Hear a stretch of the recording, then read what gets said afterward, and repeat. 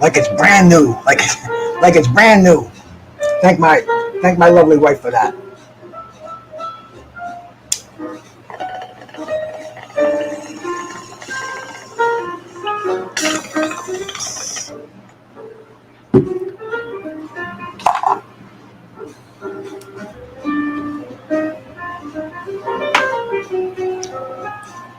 I used to work at a bar. Guys were drinking there, and you give them one, and what's up? Hey, you can't dance on one leg, man. We're same thing over here.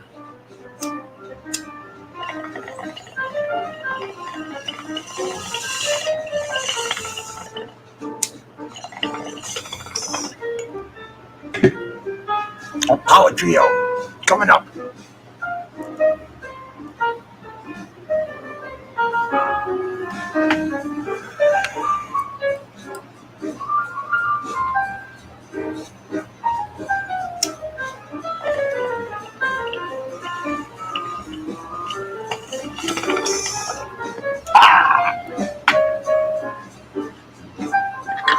Sponsored by water.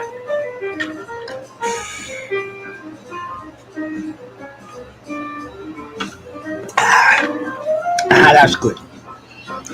Keep yourself hydrated on these warm days. I want to make sure that music is not too loud in the background here because I can't stand when it's overpowering. I hear a lot of these let's call ourselves content creators, and we want to keep that music in the background.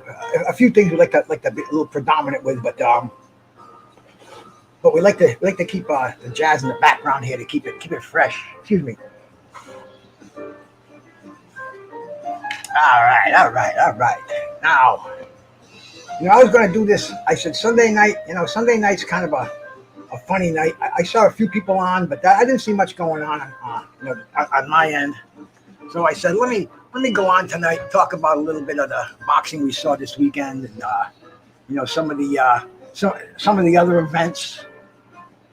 And I said, if nobody comes on, it'll be a practice session, But then I see a few people jumping in here, and I appreciate it so much, man. I appreciate it so much.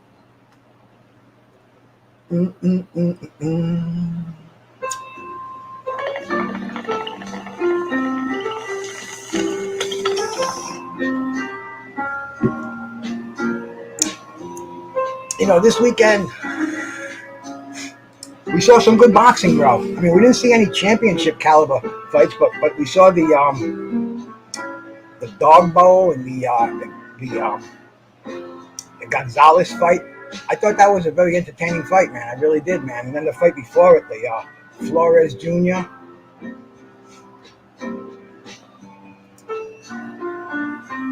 And Cabros. And we saw an eye get busted up. We saw Flores kind of walking out, and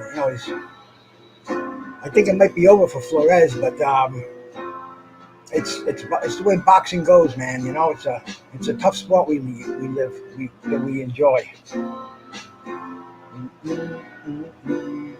And starting things off a little bit, man. We had the a jazz bassist, a guy that I've been listening to for a long time, man. He played with Miles Davis, and his name was Michael Henderson.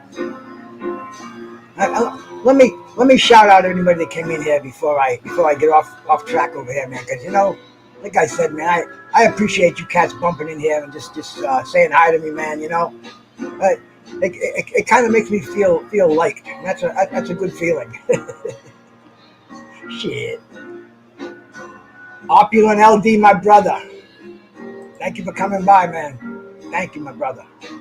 Skull Asylum plays them wild, crazy games out there, man. Thank you, my brother. You knew. Salute, sister. Thank you for coming in. I see you out there all the time. BK, my brother. Thanks for coming by, bro. Derek Clockman, peace to you, brother. Thank you so much for coming by. My man D-Ray, always showing the love. Appreciate it, brother. BK, salute, my man, salute.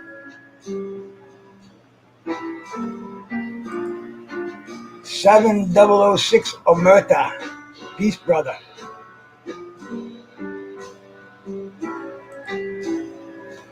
Oscar Prince, Botang, salute, my brother. Pounds, peace, my man. Thanks for coming by. The lovely Monica in the building. Salute, sister. And my man St. Cruising, bro. The OG coming in, man. Peace, my brother St. Cruising. Just Sunday night, there's 39 million of us YouTube channels out there. And 39 million and one now. And I figured, man, if I can get 2 or 3 people to come in here and listen to me, I mean that's like hitting the lottery when you're looking at the odds, man, because it's so, like I just said, man, YouTube channels everywhere. And I got the lucky number 13 in here with me. I appreciate it, man. I know it goes up and down, but I'm always looking at it. I'm kind of funny like that, man. I appreciate it so much, man. And like I was saying a little bit ago, man. This week we had a loss, man. A couple of losses I'll talk about, man, a little bit. But Michael Henderson, bass player for Miles Davis. We played on the Jack Johnson album, the Live Evil, I guess, was that the name of it, man? And he toured a lot with Miles. And Michael Henderson, see, he started he's only around my age. He's a little older, man, 71 years old when he passed away. He passed away on the 19th. And he was playing with Stevie Wonder, and Miles saw him, I think in the Catskills, and Miles said to Stevie, he says, "I'm taking your fucking bass player. I'm taking your fucking bass player." That's the way Miles would speak, Stevie Wonder, he knew, man, on the road with Miles, it's like going for your doctorate at Harvard University.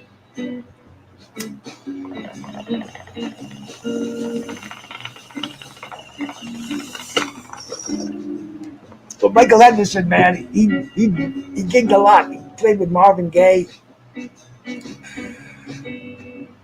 Memphis Freestyle, salute, brother. Appreciate you tapping in, man. Appreciate that. And it's funny because it seems like it's almost a weekly basis, but the great musicians, because I see a lot of people that are right now, no music I follow with came after 1978 and 88 and 95 and blah blah blah. And I mean, basically, it's saying that the old musicians, they were they just had something to them. And Michael Henderson, electric bass, took over for Dave Holland and Ron Carter. Jumped right in there, and the Jack Johnson album. You want to listen to an awesome jazz fusion album? John McLaughlin, Wayne Shorter, Chick Corea, Herbie Hancock. Also, there were 3 keyboards on there. Keith Jarrett too, man. Real deep stuff. But Michael Henderson driving that funky beat, man, keeping it real. Rolling with the punches, my brother. Salute, man. Salute. But anyway, man, he passed away this week, and so when I heard it, I just had, people die all the time, man. Life is stronger than death, but death, it's inevitable, bro. It's inevitable. Nobody gets out of here alive, like my man Mad Chad says. And Michael Henderson, he made that transition. We're all gonna make that transition. Timmy baby, what's happening to Skywalker? And I just wanna have a second to reflect on that, man. It was the anniversary of the death of John Coltrane this last week too, and I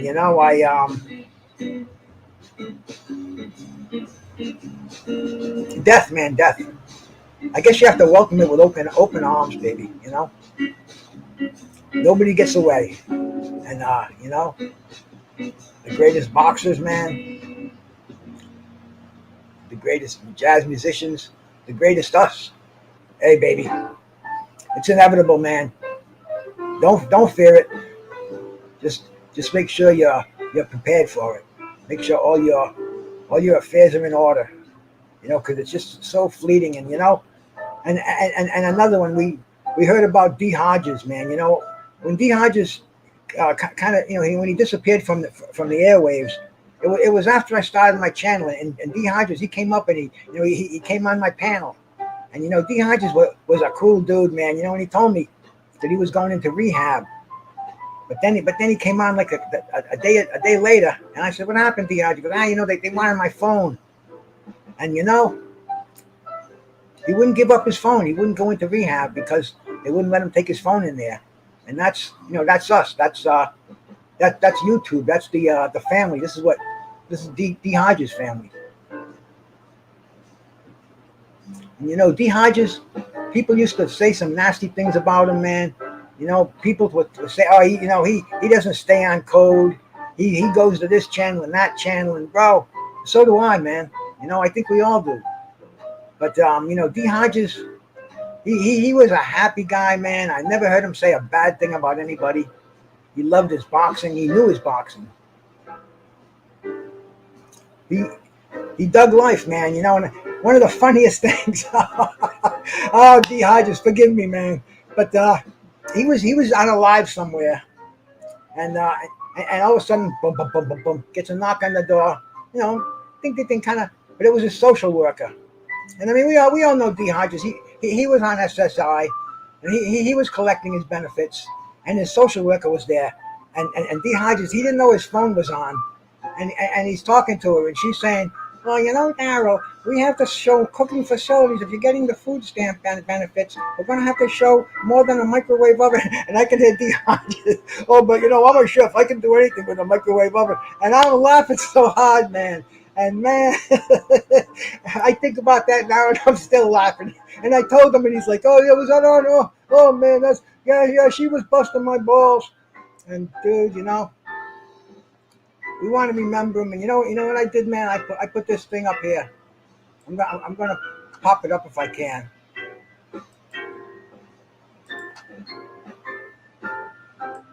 That's his mother's Cash App.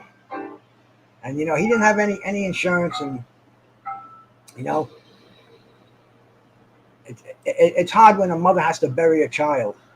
It's not the way it's supposed to be. But if anybody wants to help her out, man, so it's the least we can do. I'm gonna throw her a 5 as soon as the show gets over, man. Let me see if I can do it right now. Oh! I went on my Cash App and my music screen. Got to get back on there. All right, man. Something about music. Me and music. I found these non-copywritten things. See, the song I played at the beginning, that was copywritten. That was "She Caught the Katy," the Youngbloods. Just a nice little blues, kind of a how would we call that? Like an acoustic Southern California blues. But anyway, man.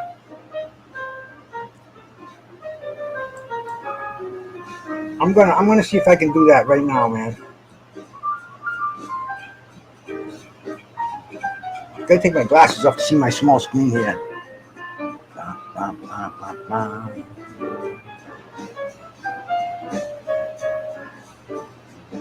New activity, okay. 2. Here we go. Cash. KAREN H1950 There we go. We got Karen Hodges right there. And we're going to give her $5. I wish I could afford more, but it's the end of the month, man. And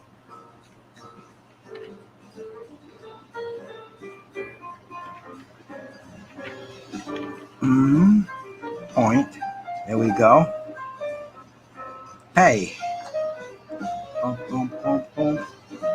Done. No message on there, man. Just God bless you, D. Hodges, and God bless your mother. But real easy. Before I forget it, it's done. Norris of Lockley, my brother. Norris, man. Yeah, bro. It's easy to find, man. It's easy to find, and I'm so surprised a lot of these other people don't figure it out because I hate hearing that stuff that YouTube gives you, that StreamYard gives you. I'm sure we've all heard it. This isn't too loud, by the way, is it? Because I don't know. I have my stereo on. We still call them stereos. It's 5 speakers, surround sound now. And back in the day, I had two speakers the size of cigarette machines, but that's something nobody knows about either. But they were, let's see, maybe 2 feet by 3 feet, pretty fucking big and heavy. 15-inch JBLs and voice of the theater piezo tweeters and voice of the theater mid-ranges. They were fucking expensive too, man. And they shook the house. Now you got the 5 speakers surround, and as long as the music's not too loud in the background, maybe I can put that Cash App away, man. It's I'll make that. It's nice that we can help like that in this day and age, because back in my day and age, that we couldn't do things like this. But anyway, we can now, man. So enough of that. Let's concentrate on the living over here. Let's check out the boxing news, which I always like to do. Let's see, we got that on the Boxing News 24. Let's see if I can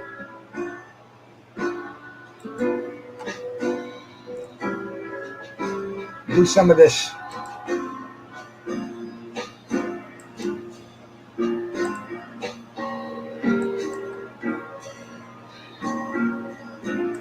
Do it like a little television screen there.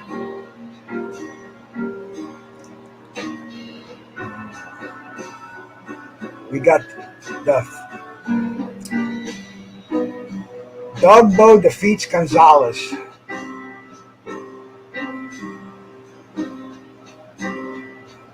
Dogbo looked pretty good last night, man. And it was kind of like it wasn't the your first line of defense in the featherweights. It wasn't the elite. And Dogbo, he's been beaten by Navarrete twice now. So what we're gonna see is we're gonna see some gatekeepers, I guess, arisen at the featherweight division. I mean, Vargas won the title, won his title last weekend. And we've got a lot of 125 pounders, 126 pounders.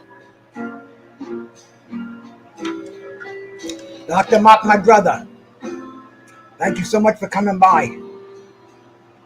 But yeah, man, the featherweight division. I mean, that's you go to Blood Boxing's documentaries, retro documentaries in boxing. My fucking mind is gone. I can't even think of things that I say 100 times a day when I'm over here doing this. I don't know why, because this doesn't fucking bother me, But I think there's some kind of chemical reaction in the brain when you're speaking and reading. Well, me anyway. my long-term memory, retro boxing and documentaries. Yeah, man, he did this awesome one on Salvador Sanchez, who was probably one of the greatest featherweights in my lifetime anyway. And he was only 23 when he died. And oh man, the things he could have done, but the things that he did. And I'm looking at these guys today, and I'm saying, man, how would they go against Salvador Sanchez? But fantasy fights mean nothing.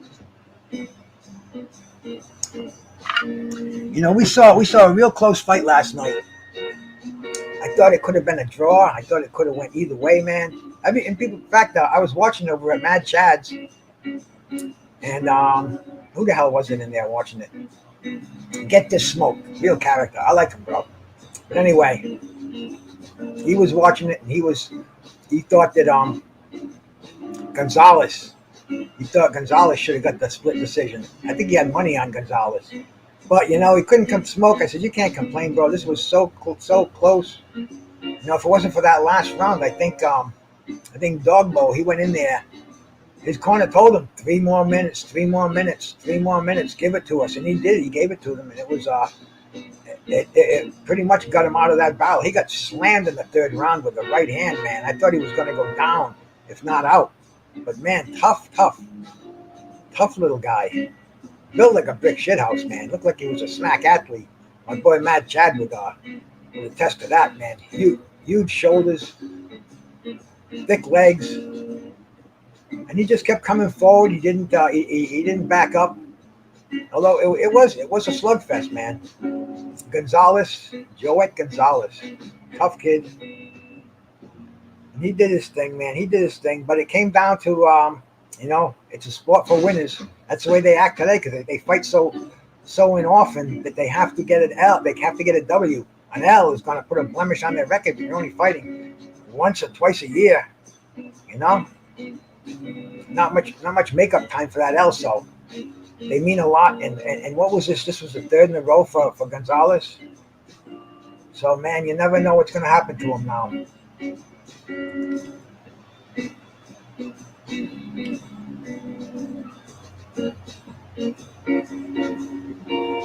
Yeah, Dog Bay. He says to the people that his journey can be a Hollywood blockbuster movie. He's from Guyana, I believe. That's where Cornelius, was he from Uganda?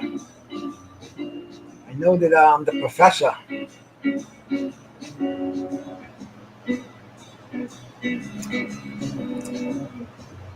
It really drives me nuts with names of boxers.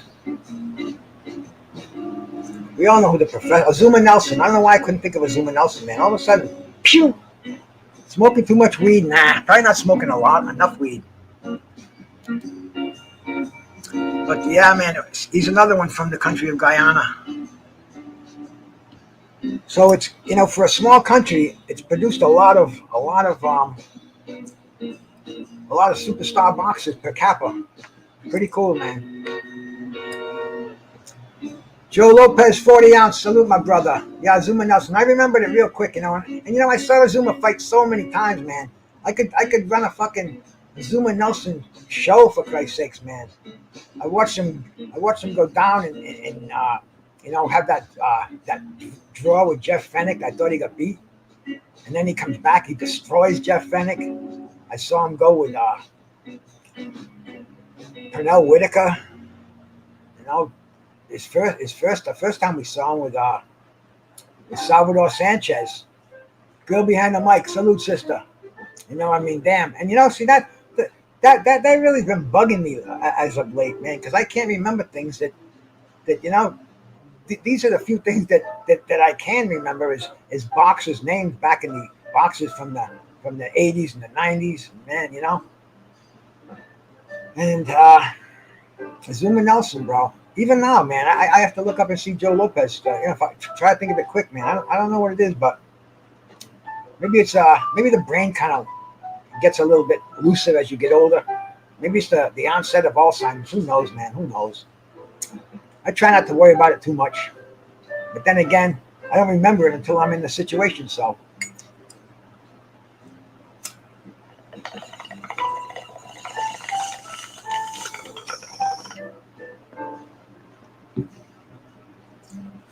Dig it on that, and then we'll let me get back on here.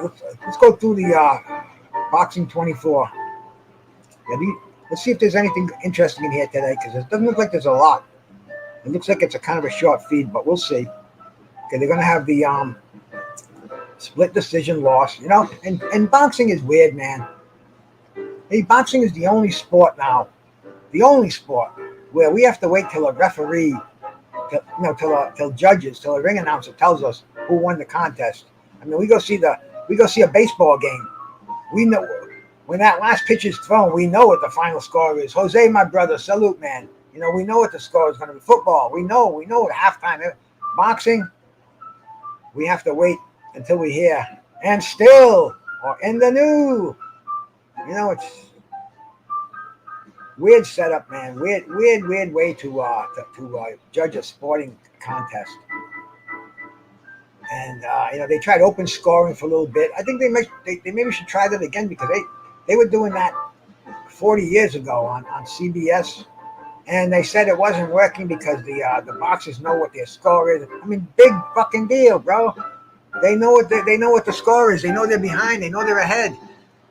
I don't like the three judges, man. But it's a fact of boxing. There was a time. In fact, they were just doing they were doing this in London not long ago. The referee raises the winner's hand at the end of the fight. Lighter. I always put it on my lap. Then it goes down into the cushion, and then sometimes I put it on that side. I forget about it. Yeah, governing bodies, man. We talked about that so many freaking times, man. The governing bodies in boxing. Even when I started watching boxing, D-Style, my brother. When I started watching it, man, back in the late 70s, the early 70s, man, 73, 74.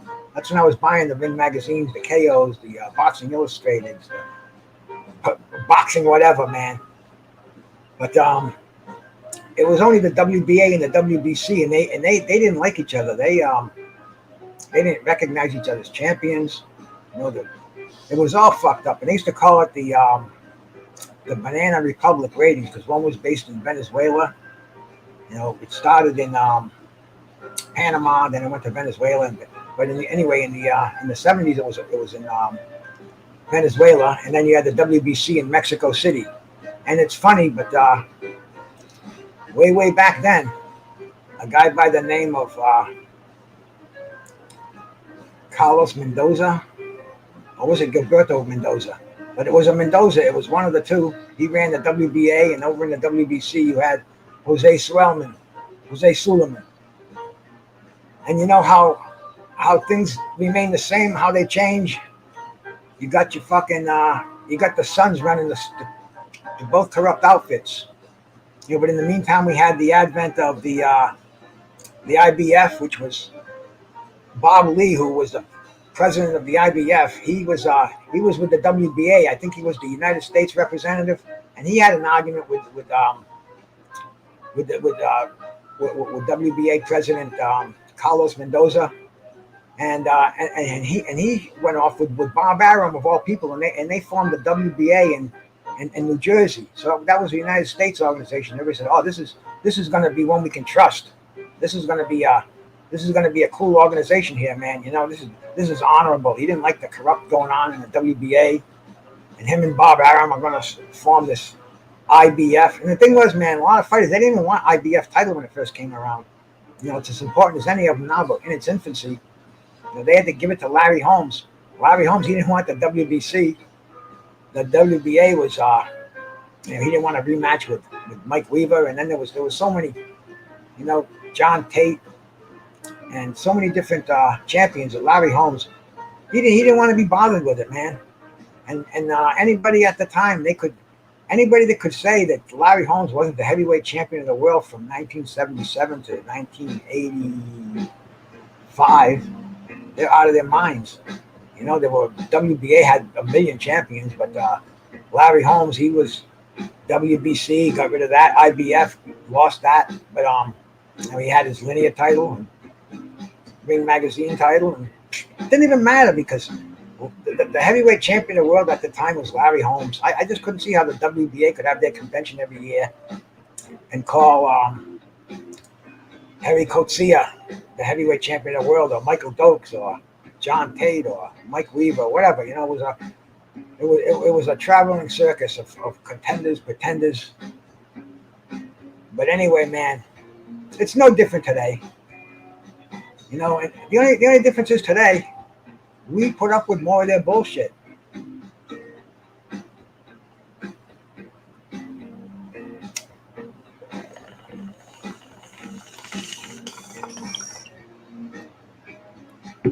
And it's happening today, just like it's been happening since I started watching boxing.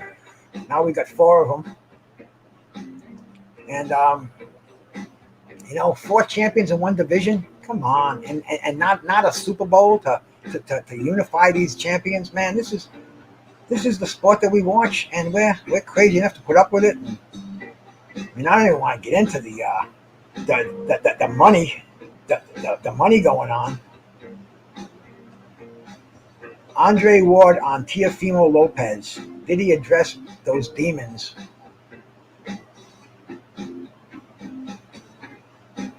Andre Ward, man, it's a slow day in the news when Andre Ward wants to know if Teo's addressed his demons.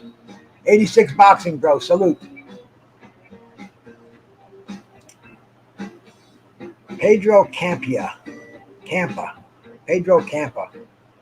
I don't know who Pedro Campa. Barely know who Pedro Campa is. I've heard the name, but this is once again.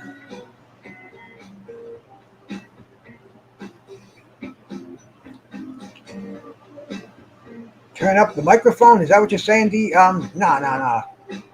I'm just hoping the music's not too loud in the background. Anyway, man. We go down here. Tim Bradley says Ryan Garcia shouldn't fight Gervonta Davis. Come on, Tim Bradley. Why?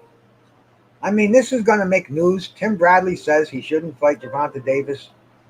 Should we even read into this and see why? Why not, huh? Tim Bradley says Ryan Garcia shouldn't take a fight with Gervonta Tank Davis right now at this stage of his career. What's he going to wait for? Come on, man. These are professionals. You're in a division. You want the champ of that division. Bradley feels the famous undefeated Garcia is too vulnerable an investment to be fight. I mean, an investment. Come on, man. Come on. This is boxing. Bro, these guys are talking millions of dollars. Millions and millions of dollars. Let them fight, man. An L is not the worst thing in the world. Oh, I'm sorry, Dita. Oh, thank you, man. That was an unhanded compliment by you. And I don't know, bro. Sometimes I kind of think I just spit out too much because I like to just get on here and I don't rant much because nothing disturbs me. So I just kind of like to tell you the way it was and the way it should be. And if boxing fans had the fucking the hindsight to see how they made all their money back in the day and how you don't. I don't know, man. It's a crazy world. I've said so many times. I'm like I'm in another world in today's boxing. I get put in my place all the time, and that's not the way it is anymore. That's not the way it is, man. This is 2022, and you're right. You're right. You got to wonder why Oscar De La Hoya is willing to let Tank take this foolish fight right now. Because, man, he's a champion. Oscar was a champion once. Oscar knows Ryan needs a championship fight. He's been fucking around for 3 years, man. He says his head's together. Let him see what's going on. Let him get in there with Tank, man. Tank is still unproven as far as I'm concerned. Tank makes a lot of mistakes. I think freaking Pitbull gave Tank more than he could handle. Let's see these guys fight. It's going to be an interesting fight. It's going to be such a war on YouTube with this fight. Oh, yeah. We want this fight for sure, man. This is going to wake boxing up once again. Brought to you by water.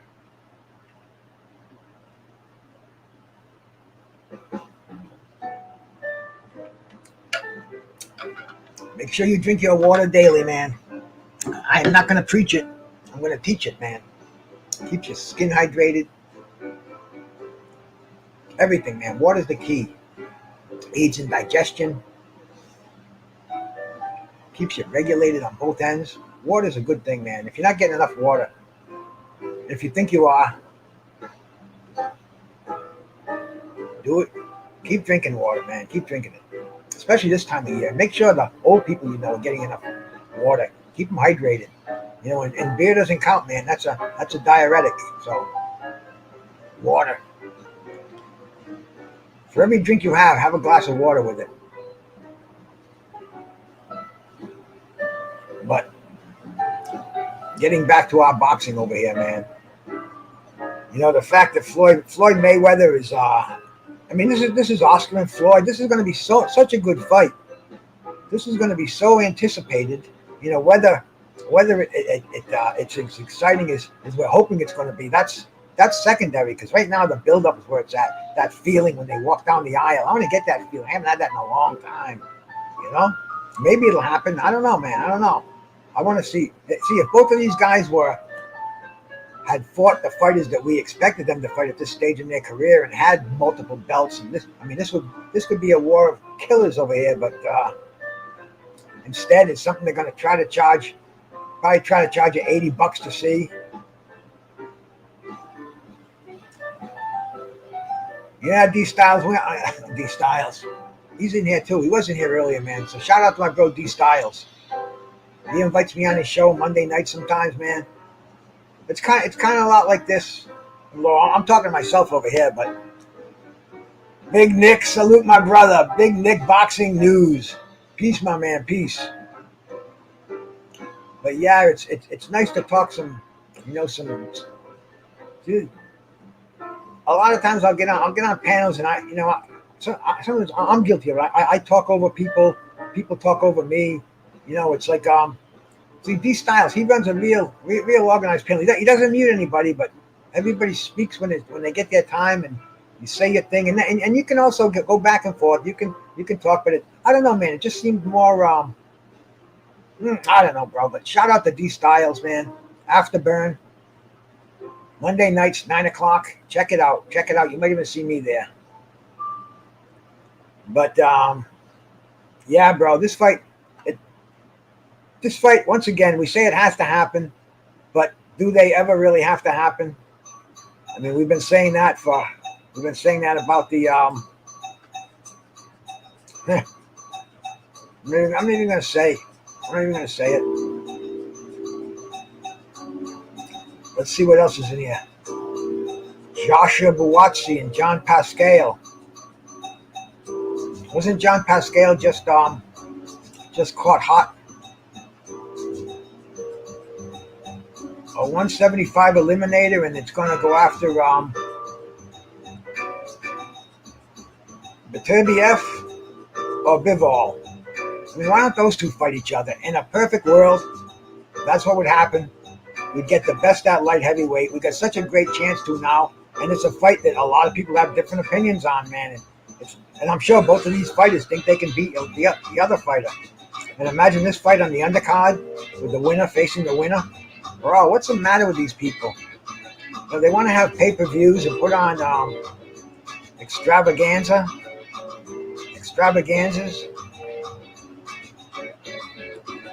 The only way to do it is put the best in the ring to fighting the best. You know, on a regular basis. That's the way to keep boxing alive. You know, you're gonna have to do something about pay-per-views. And I hope you don't do it for a while, because right now I like it, man. Because I get anything going on.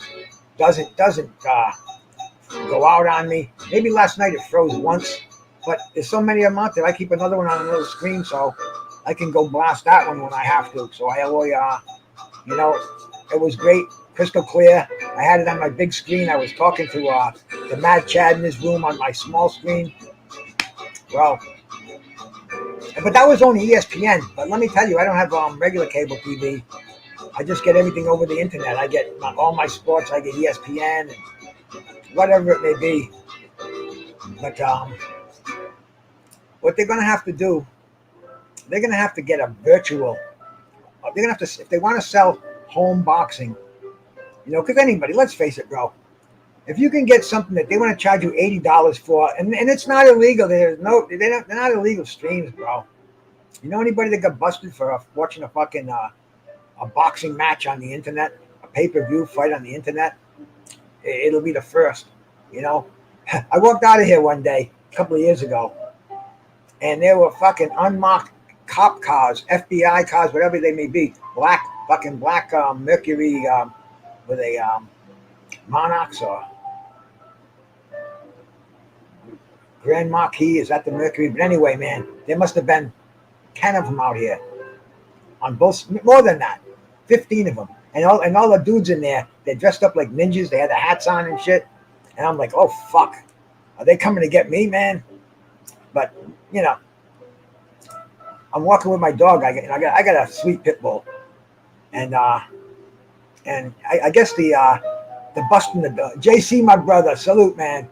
JC, the three-headed monster. Isaiah Felix, peace, man. Thanks for coming by. But yeah, man, I'm walking my dog. This is about 6:30 in the morning, and I'm taking him for a walk. Like I said, man, there's unmarked cars all over the place, and they're all young kids. They're all like in their 20s and shit. And I got a fucking badass pit bull. Oh, does he bite? I said, no, he's a baby. And they're all petting him and shit. They got their hoods off. And I said, what happened over here, man? I said, there was an old man who lived there. Geo James, salute, brother. I knew the old man. I didn't know his kids. So I said, the old man okay? They said, oh yeah. We took care of him. I said, what happened? He says, oh man, child porn. I said, the old man? And he goes, no. His son. His son, man, he's been downloading child porn and trafficking it. I said, wow, wow. And they're walking out with the guy's fucking computer. And I tell you, I think I've only seen the guy once in my life because he was never really very, very secretive. And I think he was in jail or something before. He had moved back with his father the last few years. But I wouldn't know the guy now if I ran him over, But anyway, man, yeah, child porn. And so I'm saying, are they going to come down and do that on a Saturday night when I'm watching a Floyd fight, bro? But no, they never did. And you can get a free stream. Go to Google and ask them. I want to watch the fight on a free stream. Right there. No virus. I've got good virus protection in my laptop and my shit anyway. But I never got a virus from it. My geek comes down bi-monthly and checks it for me. But anyway, man. Boxing's not going to survive if they have to do pay-per-views running head-to-head with that, man. So what happens, man, they're going to have to get a reality-based boxing thing going. Or we can put those glasses on, and we're right there, bro. We could be in our favorite fighter's corner, in the opponent's corner. We could be the referee. They'd have little thingamajigs. If I was an internet guy, that's very, very possible to do.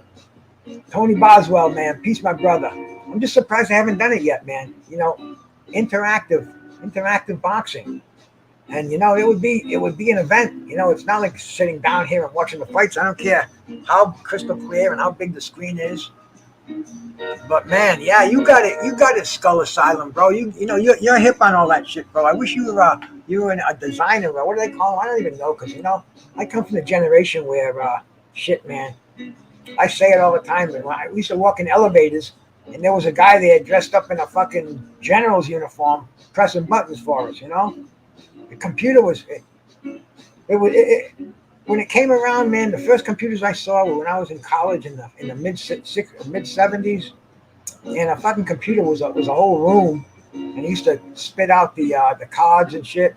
I said, this isn't gonna last. And some of the guys that I went to school with, they get into that. I was in more of a public communications, a broadcasting journalism school, and a few of them went in that direction. And one of the guys who did, man, fucking guy was a founding partner of LinkedIn. He was a state cop for 20 years after school. He didn't make anything of his broadcasting experiences.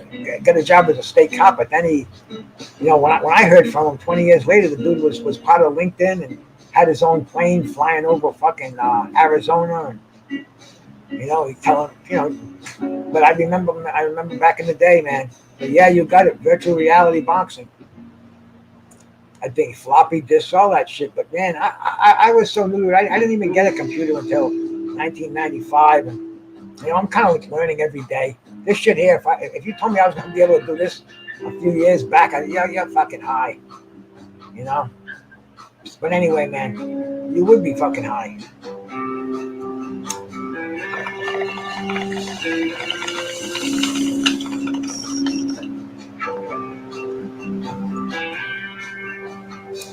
Anybody that got here late, man, that's D Hodges' mother, Karen. And that's if you want to give anything to D Hodges, man, to his mother, help her out, man. Hey, if you can, you can. If you can't, you can. Whatever it is, bro. Whatever it is, man. Just kind of move me a little bit because I used to dig D Styles. He was always around, man. Always give you back then I didn't even think of in the terms of views. Man, I didn't know what a fucking view was, Oh, I just saw him everywhere. And then when I got on when I got my own channel, he was one of the first guys that came on a panel. I didn't know what to do up here. I'd come up here at the and I'd always drop a link. But I do that now. I get in all kind of trouble.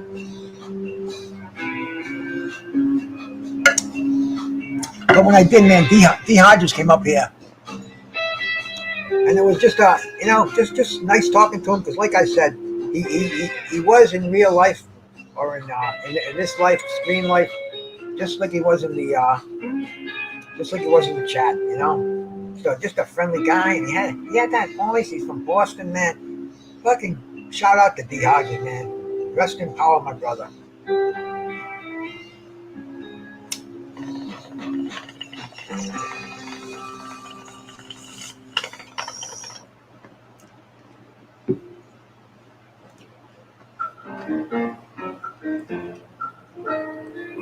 Gervonta Davis staying quiet about the Ryan Garcia fight. I mean, what's up with that? Last week he was yelling his mouth off. He was screaming. He couldn't get Ryan Davis out of his mouth fast enough. And now he's staying quiet, and that makes Jeff Lucietta, my brother, peace. That makes news? Come on. I told you that's going to be one of the biggest fights on the internet. Never mind in the ring. I mean, it does have the ideal. Styles are ideal. A little short arm power puncher like Tank and Ryan, those fast hands. Bro, come on. That's beautiful. Get these motherfuckers in the ring, man. And then, see, that was it. Tomorrow morning I'll bet there'll be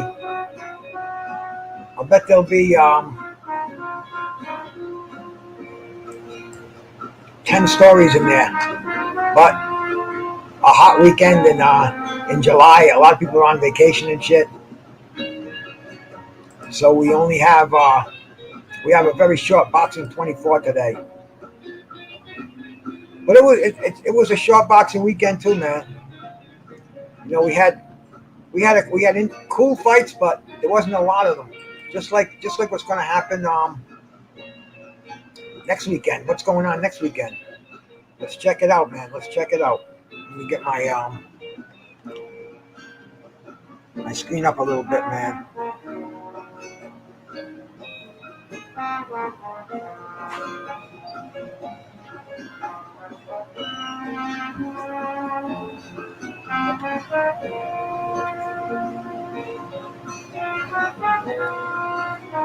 Montreal, Yasina Gomez and Kim Clavel.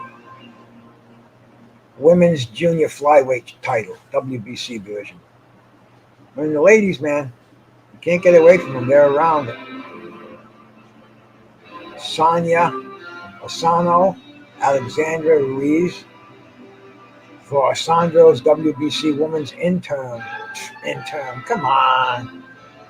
Those fucking interim belts, man. What's up with those? Yeah, we do have one good fight coming up on Saturday night. Well, I mean, when I say a good fight, that's in the eye of the beholder. But yes, Danny Garcia, Jose Benavidez Jr., neither one of these guys have fought in over 2 years, bro. I mean, Benavidez actually fought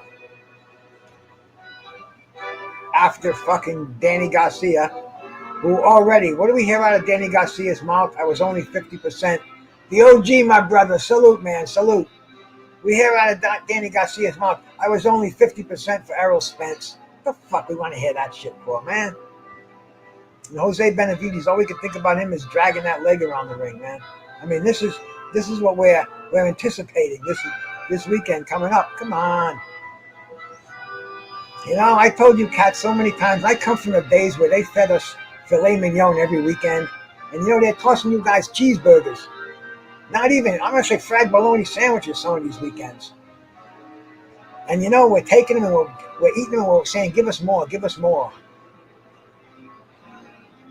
And I'm right there with you, bro. You know, this is 2022 and this is what they're giving us. And it doesn't matter what kind, you know, they don't care about the noise the fans make. They've said that before.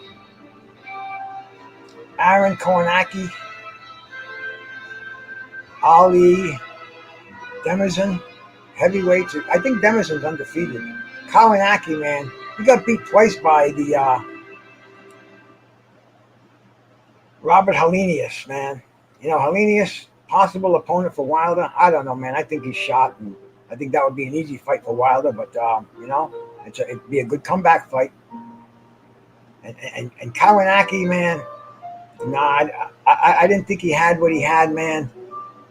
He got beat twice, and even that fight that he had with Andy Ruiz, was it? No, it wasn't. It was Chris Arreola, the most punches thrown in a heavyweight fight at Madison Square Garden, who hosted more heavyweight fights than we have pills. Carter has pills. I don't know. Michael Johnson, salute, my brother. But man, you know, I love heavyweight boxing. I've told you cats that so many times. Anybody who hangs out around with me, man, you know, heavyweight boxing. Both of the pictures over my shoulder. I change this one frequently, man. I broke the frame. I had 2 frames. But anyway, man, this one I got Holyfield in here this week, man. And the other one, the one on this side, that's the knockout of Ali over George Foreman. Right near my brother, God rest his soul, Curtis Anderson. Always watching our show, bro. William Old School on that, man. Salute. But yeah, I gotta blow my nose. Excuse me for a second here. I don't want this exploding on camera, so bear with me.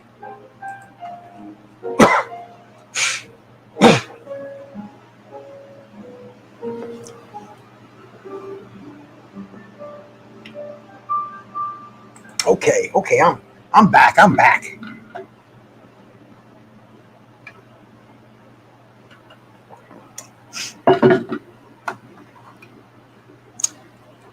Adam Kownacki. Now, what's he gonna do if he beats this Ali Demerson? I guess that's his comeback fight. But you know, I'm gonna have to look into this Ali Demerson.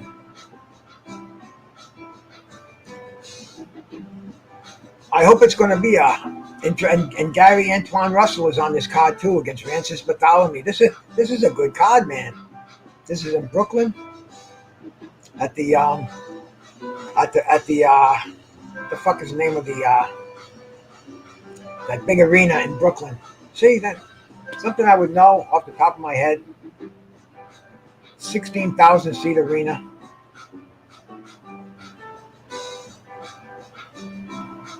Somebody can remember that place. It's where the Brooklyn Nets play, and they were the only. They gave Wilder their dressing room, which was respect. And this is going to be a great card, man. And then that same night on Showtime, I'll tell you, man, this is what both of these fights. What is this? The undercard here? Yeah. This is weird, man. Austin McBroom versus Anderson Gipp in an exhibition. Adrian Peterson, LeVar Bell. What's going on here? These basketball players, football players. What the fuck is going on here? Blueface versus Nick Young. I mean, help me. I'm just so unhip to these cats. What is this? Celebrity Boxing 101 over here, man? And this is on the same day as the Garcia Benavides fight. on the same. One is in Los Angeles and one is in Brooklyn. So how are they going to do this, man? And they're both on Showtime. This is going to be interesting. No, not the Garden, Don. That's in Manhattan. That's Madison Square Garden. This is the fucking Brooklyn fucking where the Nets play.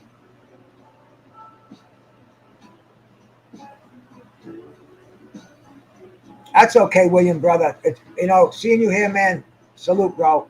I have been wondering where you are, bro, but I'm glad you come back here, bro. I appreciate you coming back here, and I know work. I know what work can be, man. Almost killed me several times. Barclays, there you go, Reg. I don't know. See, fucking Barclays.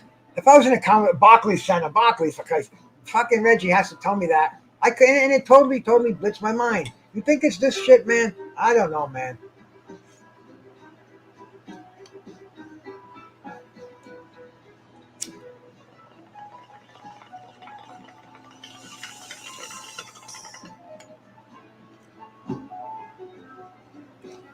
But man, that's going to be that's going to be interesting. How they're going to do that? Interesting how they're going to be doing that. Then August, man, Michael Conlon, Miguel, Mirage, featherweights over in Ireland, man. Our boy Mark will be watching that for sure, man. Paddy Donovan. See, they know all these guys. I am such a casual when it comes to that. And then on August 6th, bro, Jake Paul, Hasim Rockman Jr. I'm looking forward to that fight, man. And I just hope it's not a phony fight. I've heard so many people that's going to be a setup. Rockman's in. He's in on a fix. This has been rehearsed. See, I've spoken to Rockman on panels before, and he's a historian of boxing. He knows his shit. I don't think he's just in there to take a dive. I think he respects boxing too much. He's very close to his father. He grew up in boxing. Boxing gave him the privilege to go to private schools. It gave him the cars to drive. He traveled all the camps his father went to. Kronk Gym over in UK with Frank Warren. He saw all these guys, trained with him. And I just don't think in my heart, I don't think he's going to take that dive for Jake Paul. So if that being the case, man, and he's going to kick Jake Paul's ass, it's going to be interesting stuff, man. Jake Paul, YouTuber, whatever. He's a tough guy, man. It's hard to knock somebody out. Not everybody can do it, man. You have to know how to throw a punch. And the guy's got the money to get the best people to take care of him, to train him, to feed him, to wipe his ass. You know what I'm saying, man?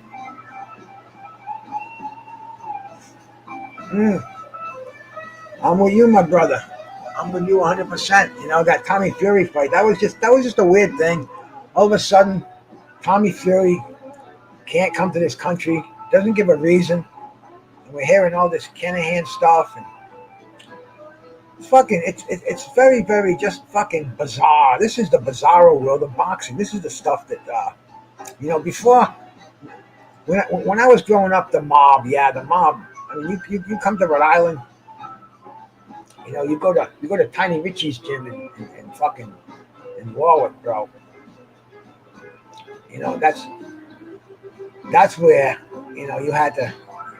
Your last name had to end with a vowel. You had to be in the fight game or something, man. But I mean, bro, this is fact. This is the way boxing was run. And now I guess it's the same way, but now it's on a $1 million scale. The pen is mightier than the sword, but the sword always comes in handy. I mean, it's all kind of James Bond shit going on, and fucking bizarre, the bizarro world. But yeah, man, that's gonna be. I hope that fight's on the up and up because, man, heavyweight boxing, they're cruiserweights, they're not heavyweights, but Hasim is a heavyweight. Hasim, see, this is dedication for him to make that cruiserweight limit, and then he has a rehydration clause, man. I don't even I've been in nutrition for 30 fucking years, and I don't even know what a rehydration clause is, man. I know what a fucking clause is, where this is how much you can weigh before the bell rings. But as far as fucking hydration clause, what they hydrate you, they pump you full of water. I don't know, man. But let's see a good fight. And Hasim Rahmasi, he's going to be mad that he has to deal with these stipulations. He's a he's a humble man. I've spoken to him, and he just does not seem like a precocious. I don't think he's running with Jake Paul. Teach my brother, salute. And then we're going to have Amanda Serrano on that fight. Brenda Carbajal. Amanda Serrano is a tough woman. I've seen her fight. I've listened to her brother Jason Maldonado, who is totally in control of her 100%. And this man is wacko, certified wacko. And Amanda Serrano is, she's bred for fighting. She has no social media. Mo Boxing. Is Mo in here? I didn't see Mo. I'm sorry. I should be looking at that thing, man. She doesn't have a car to drive. She stays home. She goes to the gym. No boyfriends. Jordan Maldonado. Go check this cat out, man. Andre, salute. He's a wacko. But anyway, man, he's part of that machine, that Serrano machine going on there, bro. It's his sister and brother-in-law too, man. They're family related. Mo Boxing, if you're in here, salute. Anybody that I hope I didn't miss anybody, man, because I hate that. I go in places and I take it personally, man. I really do, man. I say, what the fuck? Why didn't you shout me out? I say, what am I, white? What the fuck, Jesus Christ, man. I don't see Mo Boxing in here, bro.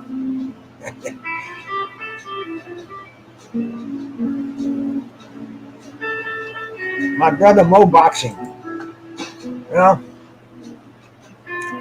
he was mad at me a long time ago for like one day, but he was like mad at me because somebody else was. It was one of those.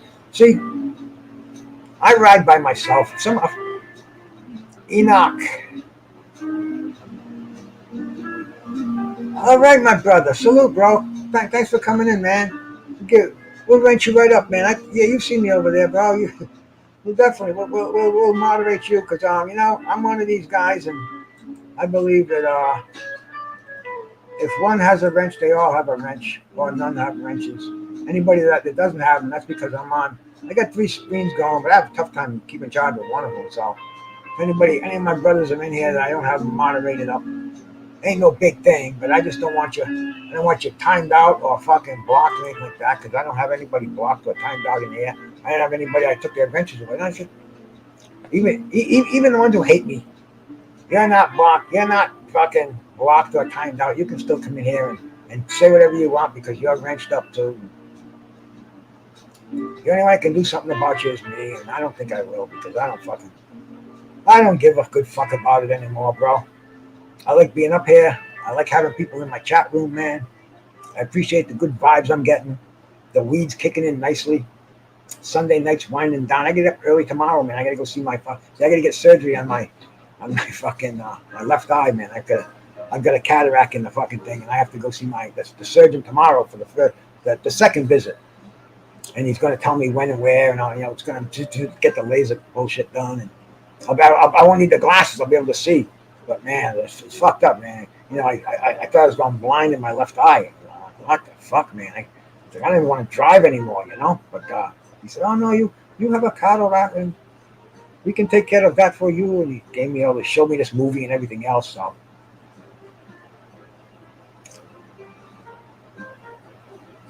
coming this weekend. Where are you coming this weekend? Over to bringing your shovel.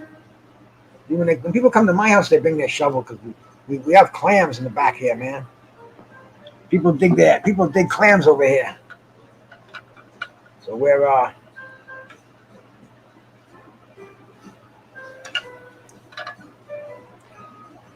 now that music is loud enough now, isn't it? Because see, I like bopping on it myself. See which one it is. Not that. So I can shut some of these windows down. I have too many windows open here. Shut that one down. Maybe I'll add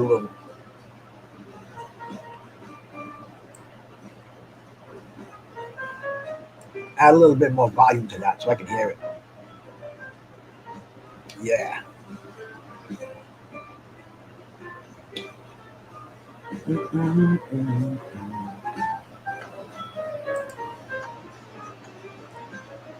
And then, man, right after that, the weekend after that, bro, getting back to our boxing here. AK, bro, William, I'm smoking AK-47 too, my bro. I swear to the higher power, brother. Right here, man. AK-47. See if we can see it in here. Put it up here. Hey, there it is. Hey, that's an AK-47, bro. That's what I'm puffing on right now, man. It's funny, and I know for a fact that it is what it is. I know the dudes who grow it and they don't fuck around.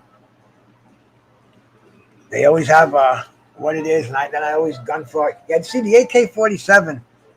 It's a crossbreed, and it has Thai, Mexican, Colombian, and Jamaican. It's really a designer strain, bro. It's so fucking weird, bro. It says it's a sativa dominant, but it also seems to have a nice indica effect too. Because I'm chilling on the shit, bro. I'm chilling on it nicely. But yeah, Virgil Ortiz and Michael McKinnison. It should be a slaughter. It should be Virgil Ortiz taking care of Michael McKinnison. No problem at all, man. I mean, this is the fight we're waiting. We're waiting for Virgil Ortiz and Jaron Boots Ennis. If this was back in the day, welterweights, not that long ago, bro. The number one welterweight in the world was a guy named Sugar Ray Leonard. You guys remember this character, right? And there were these two, actually there were three. That's not too loud there, is it? It's weird because I'm not going to complain about this music. I get to play it. I just have to make sure the volume is right.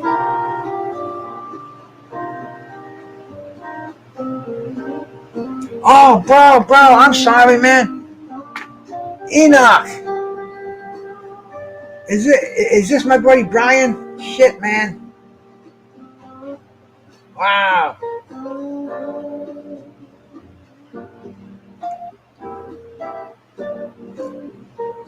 Damn, Brian, I'm sorry, man. I'm smoking this weed and wow.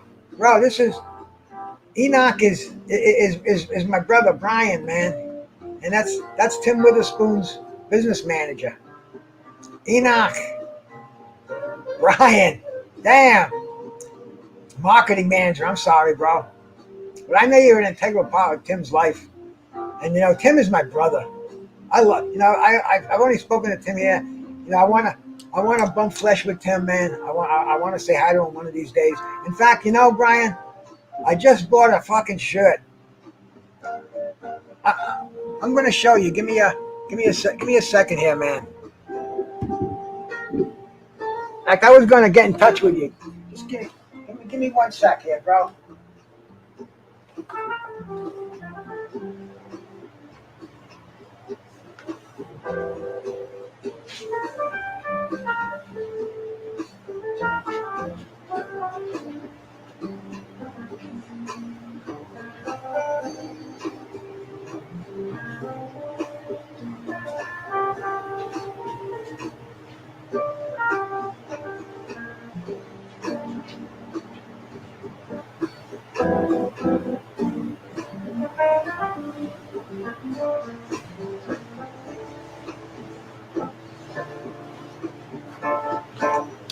Let me get back here.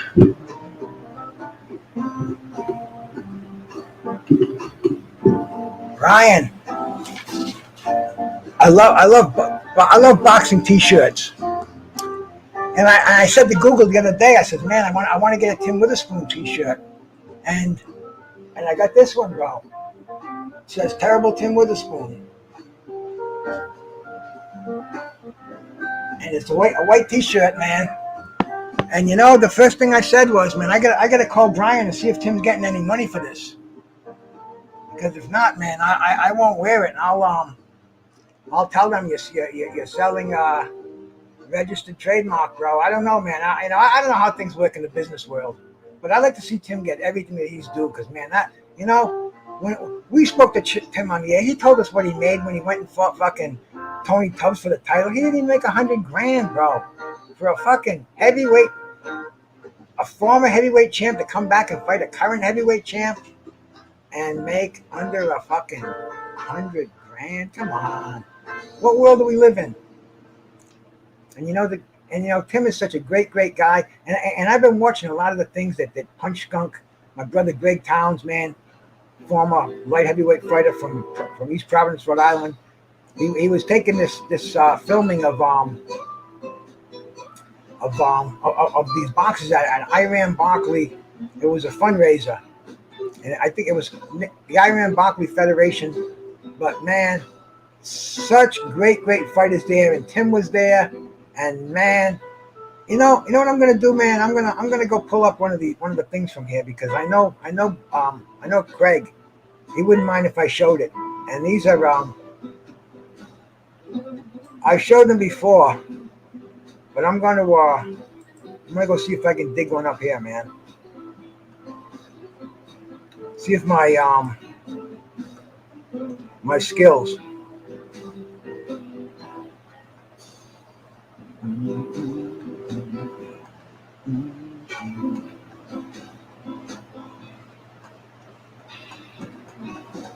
I got how they give you a community page when you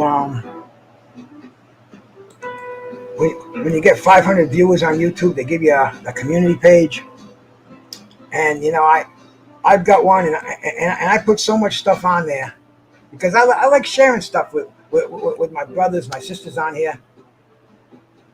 Terrible Tim's Army.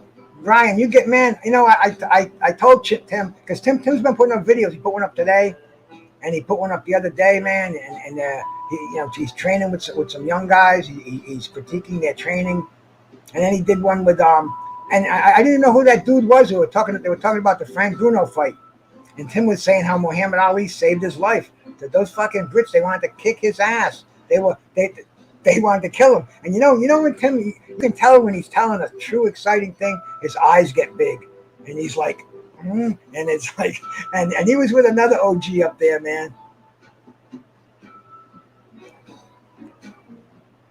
Oh yeah, bro. Hey, Skywalker. See, this is such a small world we live in here, man. Enoch is Tim Witherspoon's what was it again? I said business manager. He said something else, man. Communications manager. But anyway, man, so much going on, man. Well, anyway, Skywalker, he's got Tim's son coming on his show on Friday, bro. He just invited me on there. It's a small world we live in, but I'm glad it is, man. But I'm gonna share this up here. This is awesome right here, man. This was this right here was just a fucking. This made me smile from ear to ear. Let me straighten this out first. I want to make sure I don't get the make sure my music is not. I'm gonna have to cut the music down here. Put it on pause till this is over because this is too good not to hear. You follow me? Hey, we're gonna pull this up here, man. This is a pleasure to watch. I've seen it a couple of times, and every time I see it, it is just a fucking pleasure to watch, man. Fuck me, man. Put this in there. Anyway, man, check this out, man. And this is thanks to my brother, Punch Skunk Boxing, Punching Bag Skunk, Greg Towns. I can never remember the YouTube names, but I can certainly remember their real names. I'm gonna take down that, man. That's for D Styles' mom, S. Karen H. 1950. Let me put it on up back, but I don't want to miss any of this cool stuff with these fucking living legends, man. Check this out, man. Check this out.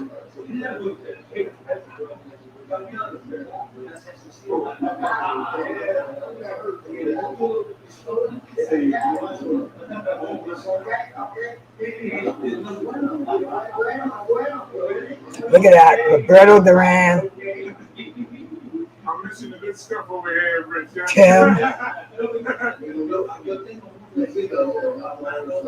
There he is.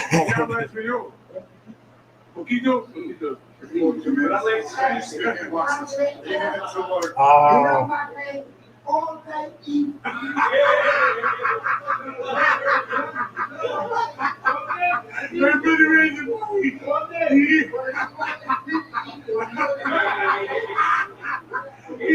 Iran Barkley.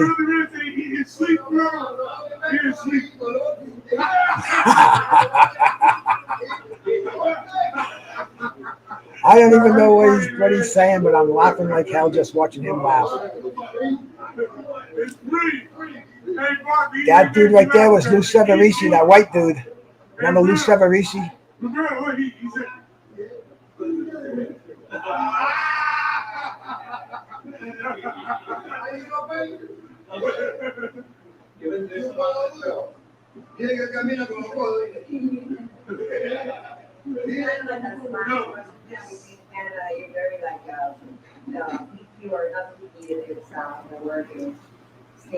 I told Greg, man, next year, make sure I'm notified about this. If this ever happens. This was in the Bronx, right in New York, man.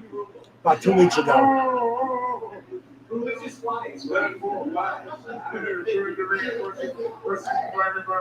It's Greg.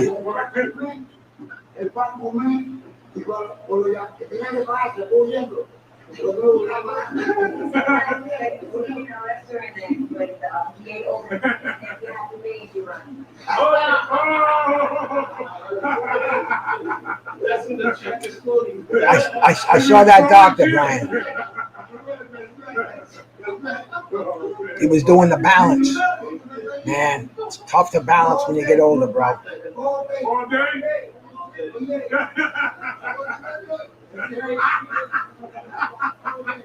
That Roberto, man. God bless Roberto Duran. Duran said all day eat and sleep. You like to get broccoli. You like to get broccoli.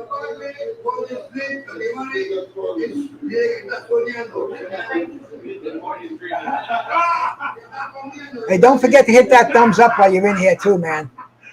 That'll help this video get out to a lot more people. Hey, two Muslims got a question to ask about Duran. Did you know that Iran Barkley was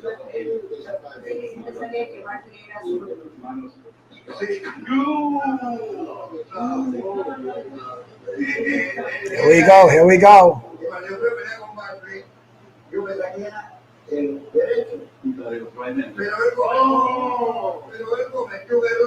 He made a mistake. He started writing with his left hand.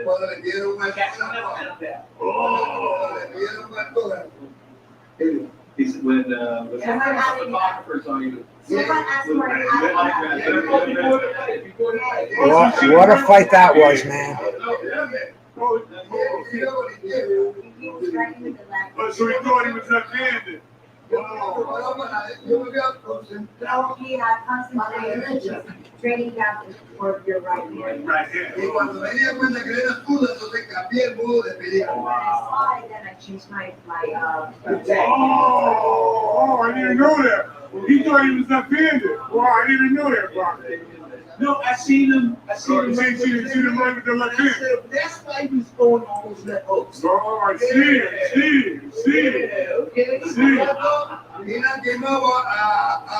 Tommy Harris. Oh, it's on the head. Yeah. Right here. You hit Tommy with the right hand, Barkley?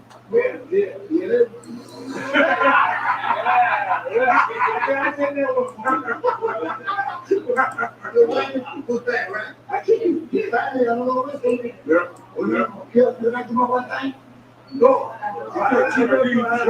knocked him down in the second one. For two turns. I knocked him turn, but I knocked him out first time. First time was one shot, right, Barkley? One shot. First time was one shot. Yeah. Yeah. Wow, that's funny.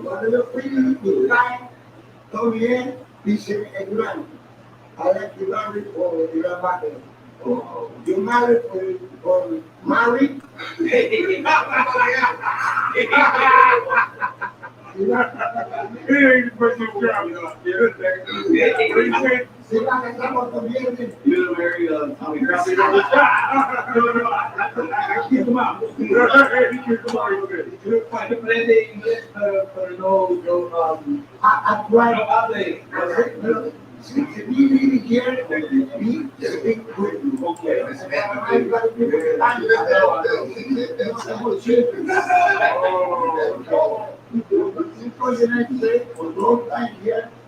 I talk to George, but he speak English. Oh, you speaking good? I know. Hey, man, that's not bad. That's not bad.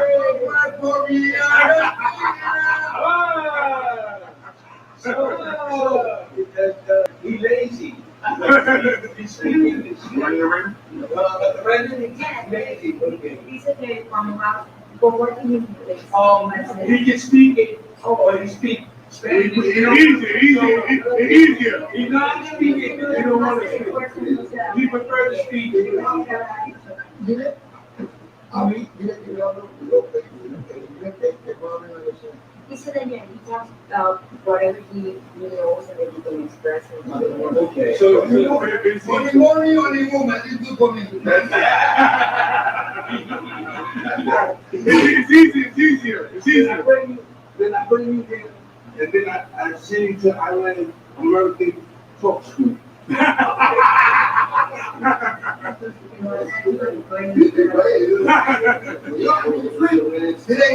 Dile que uno aprende más rápido el inglés en la calle que en la escuela. He said that you learn to speak better in the streets and not like not in the school. Streets. So you get the lingo, you get the slang in the street. Yeah.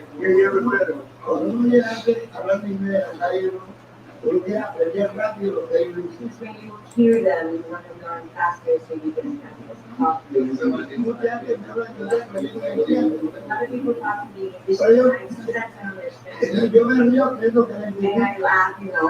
Para que yo me He's funny. There's a saying when I go to Yo me río que hablar en inglés. Ellos piensan que yo no entendí nada. Nadia, no do nada. Dime, ¿qué tiene Panamá? ¿Tiene comer pollo tú no No. That was the one you said. You gave it to grandma up there. Yeah, but I said it's for your Panama. They said to give you a beautiful man. She said, give you what?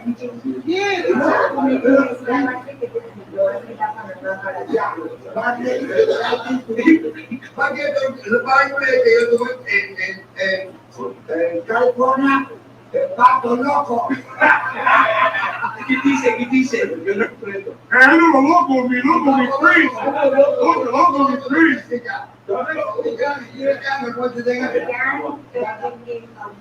You said again?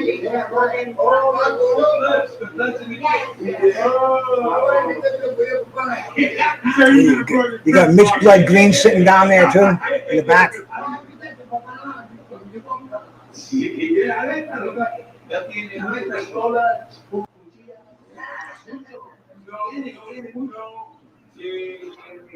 Yo no tengo. They ride the bike.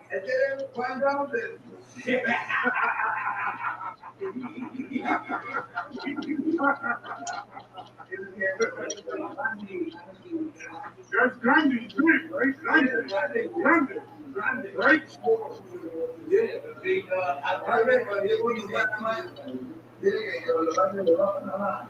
What's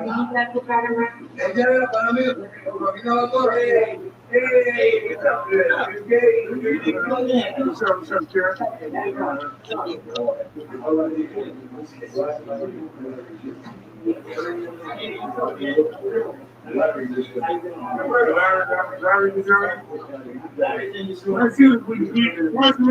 Ray Mercer.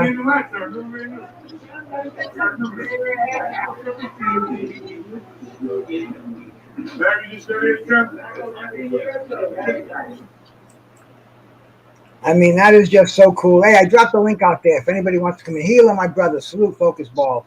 I mean, I'm just gonna be doing a little more smoking over here, man.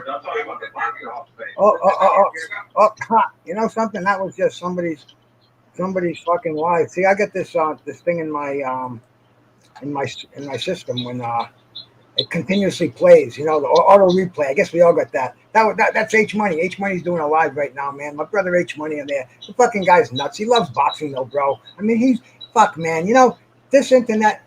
You know, all you cats don't fucking realize that people like me. Not too many people like me there, but anyway, man. I go everywhere, bro, and I go to CH Money. I go to. So one of these days, I'm just gonna do a thing about my. Hey, what's that squeaking going on there? I'm sorry, my brother D-Ray's here. D-Ray, bro, salute to you, man. What's up, bro? Am I making noise out there? I thought I was trying to be quiet. I'm gonna put it on mute though. Just if you want me to say something, let me know. You're not making noise now, bro. Go ahead. What's up with you, man? Good to have you on here, man. Thanks for coming on, bro. Of course, man. Hey, this is the best jazz and bud and boxing show on the internet. Hey, I appreciate being able to be up here with you, bro. You're too kind, my brother. You're too kind. In real life, bro, you the man. Keep doing your thing, bro. I'm here to support you. You know what I mean? And that's the thing, though, like you said, bro, you go wherever there's good content at. So if somebody got a problem with it, I got a problem with them. You know what I'm saying, bro? So keep doing your thing, man. And, you know, there only can be one Bruce. And we got him right here. Oh, there go Carl. Carl, turn up, bro. What time is it in Australia? Brother, go ahead, Bruce. I'm a YouTube pro. Yes, I am, bro. You know, nobody's got papers on me out here, man. I'm loyal to one person. Hold on, I had to laugh at that. Bruce Jazz, boxing, jazz, and more. He said no papers on me. Sir, bro. No, sir. You know, I'll get fucking dissed. I'll get fucking blocked. I'll get fucking deranged. I don't give a fuck. Nobody around here gets blocked or deranged. I'm just here to fucking talk boxing, jazz, and more. As a matter of fact, now that I'm done with showing that great shit we were just listening to, let me put this fucking stuff back on. In fact, I'm gonna find something else. I got a lot of this the stuff that I can play that I don't get in trouble playing. Like, you know, this I played before and I didn't get any trouble playing this, man. I'm gonna try it again. I like it.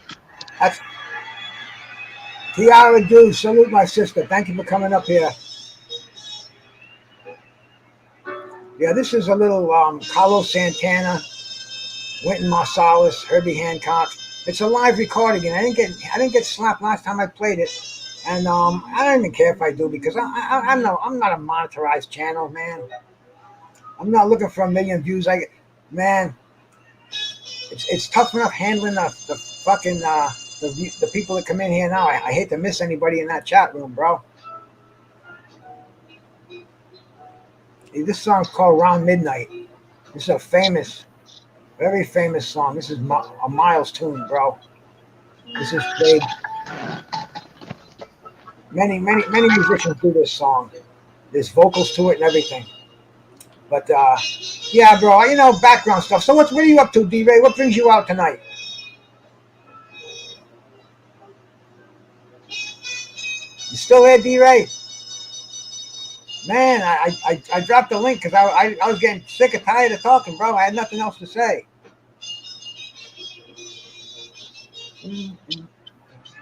Yeah, bro. Hey, Blaze one for the nation. That's my man.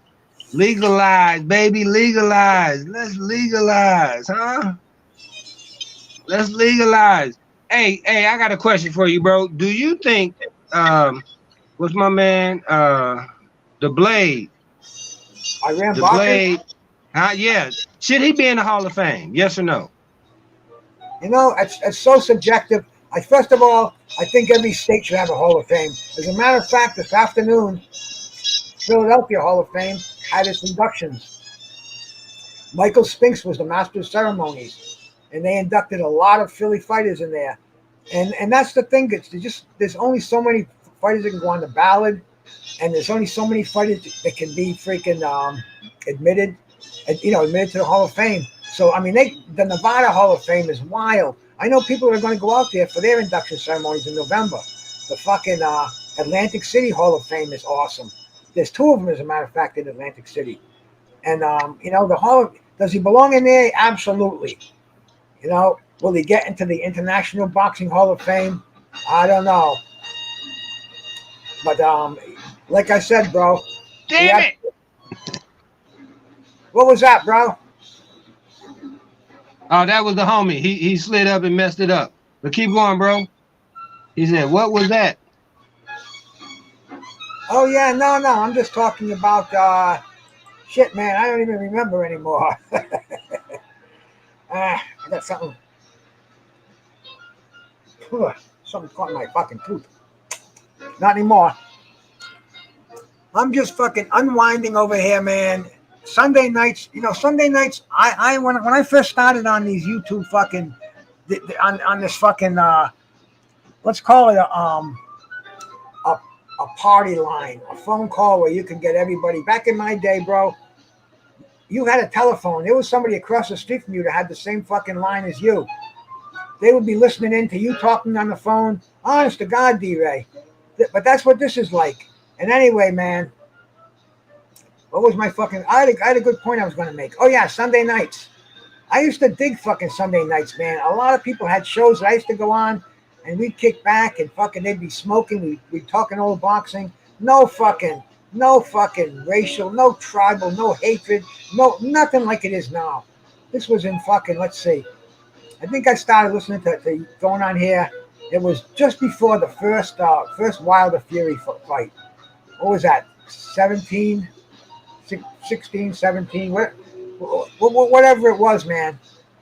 It was all good vibes, and Sunday night seemed to be an extra special night. A lot of people had shit going on Sunday night, and I found a lot of enjoyment. Just do, my brother. Salute, bro. Salute.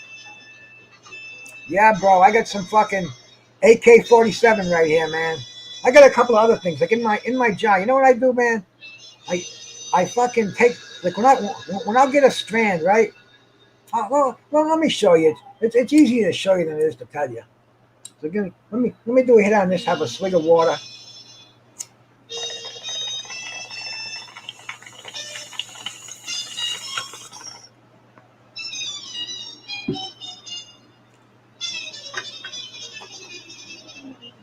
Here's what I do, man. I got this, my Toker too. Okay, when you buy it, it comes with this little fucking this little carrying case thing with jiggy here, man. And so, forgive me, D-Ray. I gotta take up a full screen to show my brother just do this here, man. Forgive me a second, bro. You're still here. You're just on small screen here. See, what I do is, I keep my stashes in there in bottles. But aside from, I keep these things here. I get this seal meal, bro. And I put different strands in here. When I get a strand, I'll take a few buds out of it. Actually, my wife does it for me, and she puts them in these seal meal things in there. They're vacuum sealed. Not a lot, man. That's an AK-47 right there. And I got 3 strains in there right now. I thought I had 4, but I'm not desperate to get them. I still have some stuff in my jars, some different strains over here, bro. There's some different. I got some Granddaddy Perp. I got some Dosey Do, and I got some AK-47 in here, man. But what I put away was I got this is freeze dried. It's small and hard. You could knock yourself out with this right now. That's fucking. See, that's fucking like a fucking little piece of stone in there. I bet that bud's got to weigh 2 grams. Anyway, that's in there. And somebody told me that they fucking took a bud out from vacuum sealing it 3 years later. This was one of the first ones we did. This was the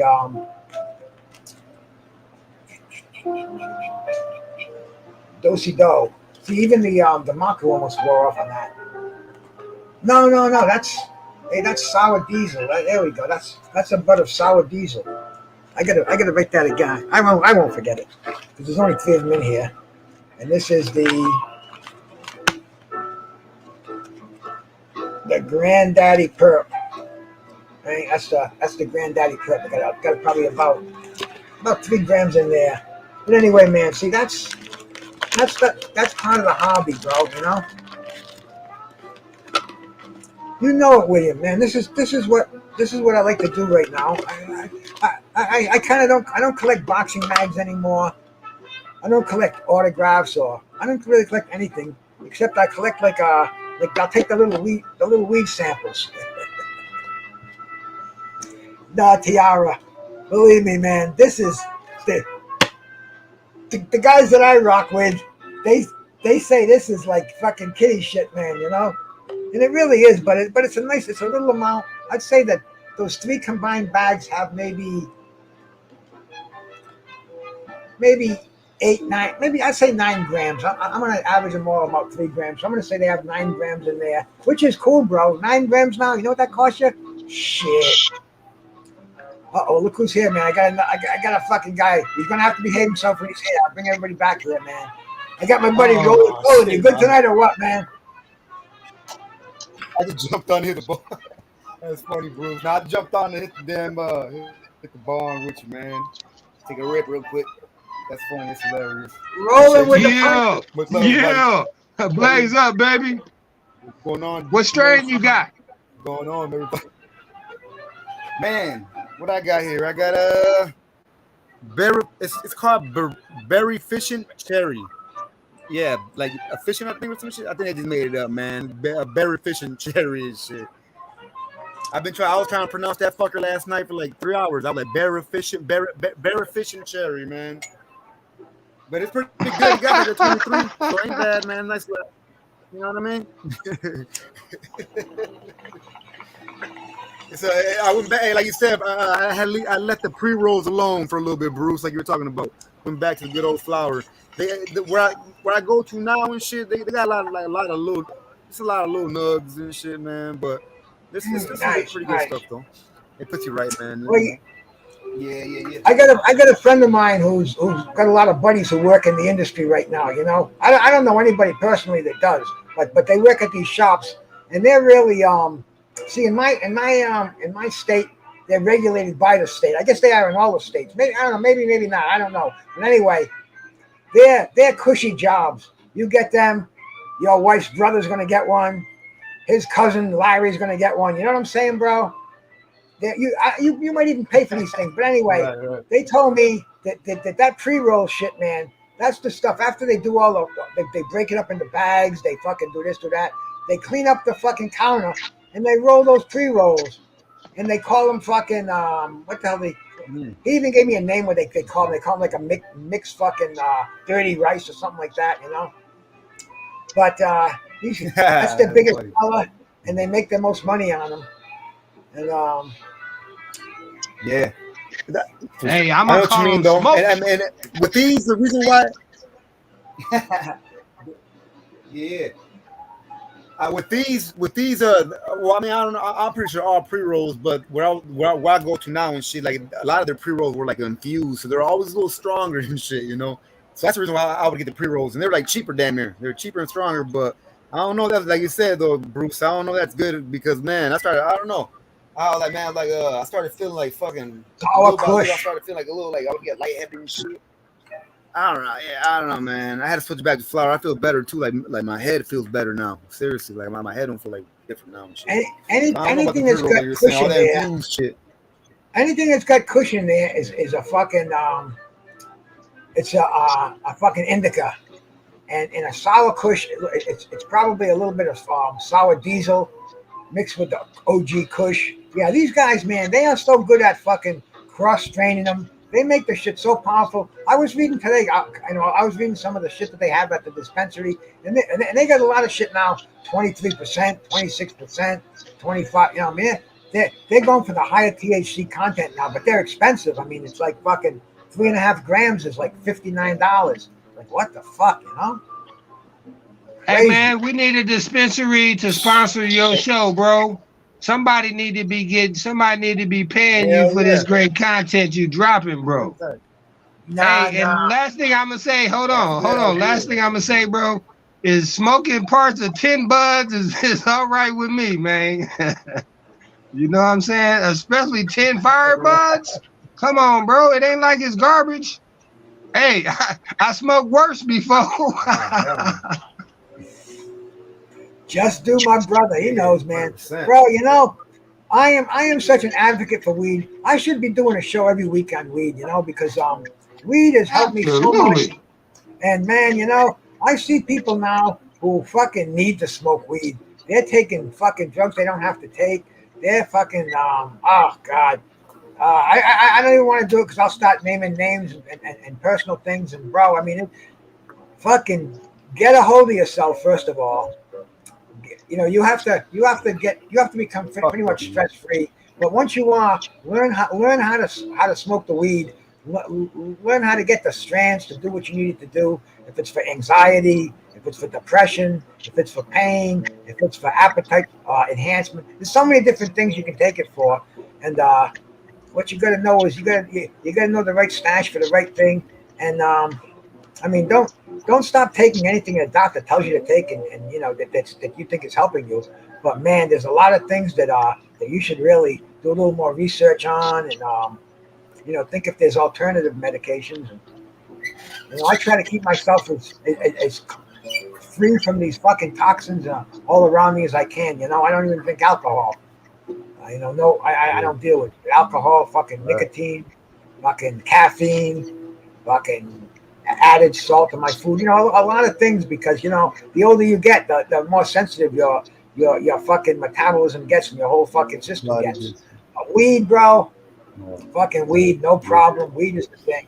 And edibles, I'm gonna get into edibles. I love it. Fucking smokables. Yeah, hey, cause I need some information on that, man. Gummies and all that shit. I need to know what the hell what they got going out there.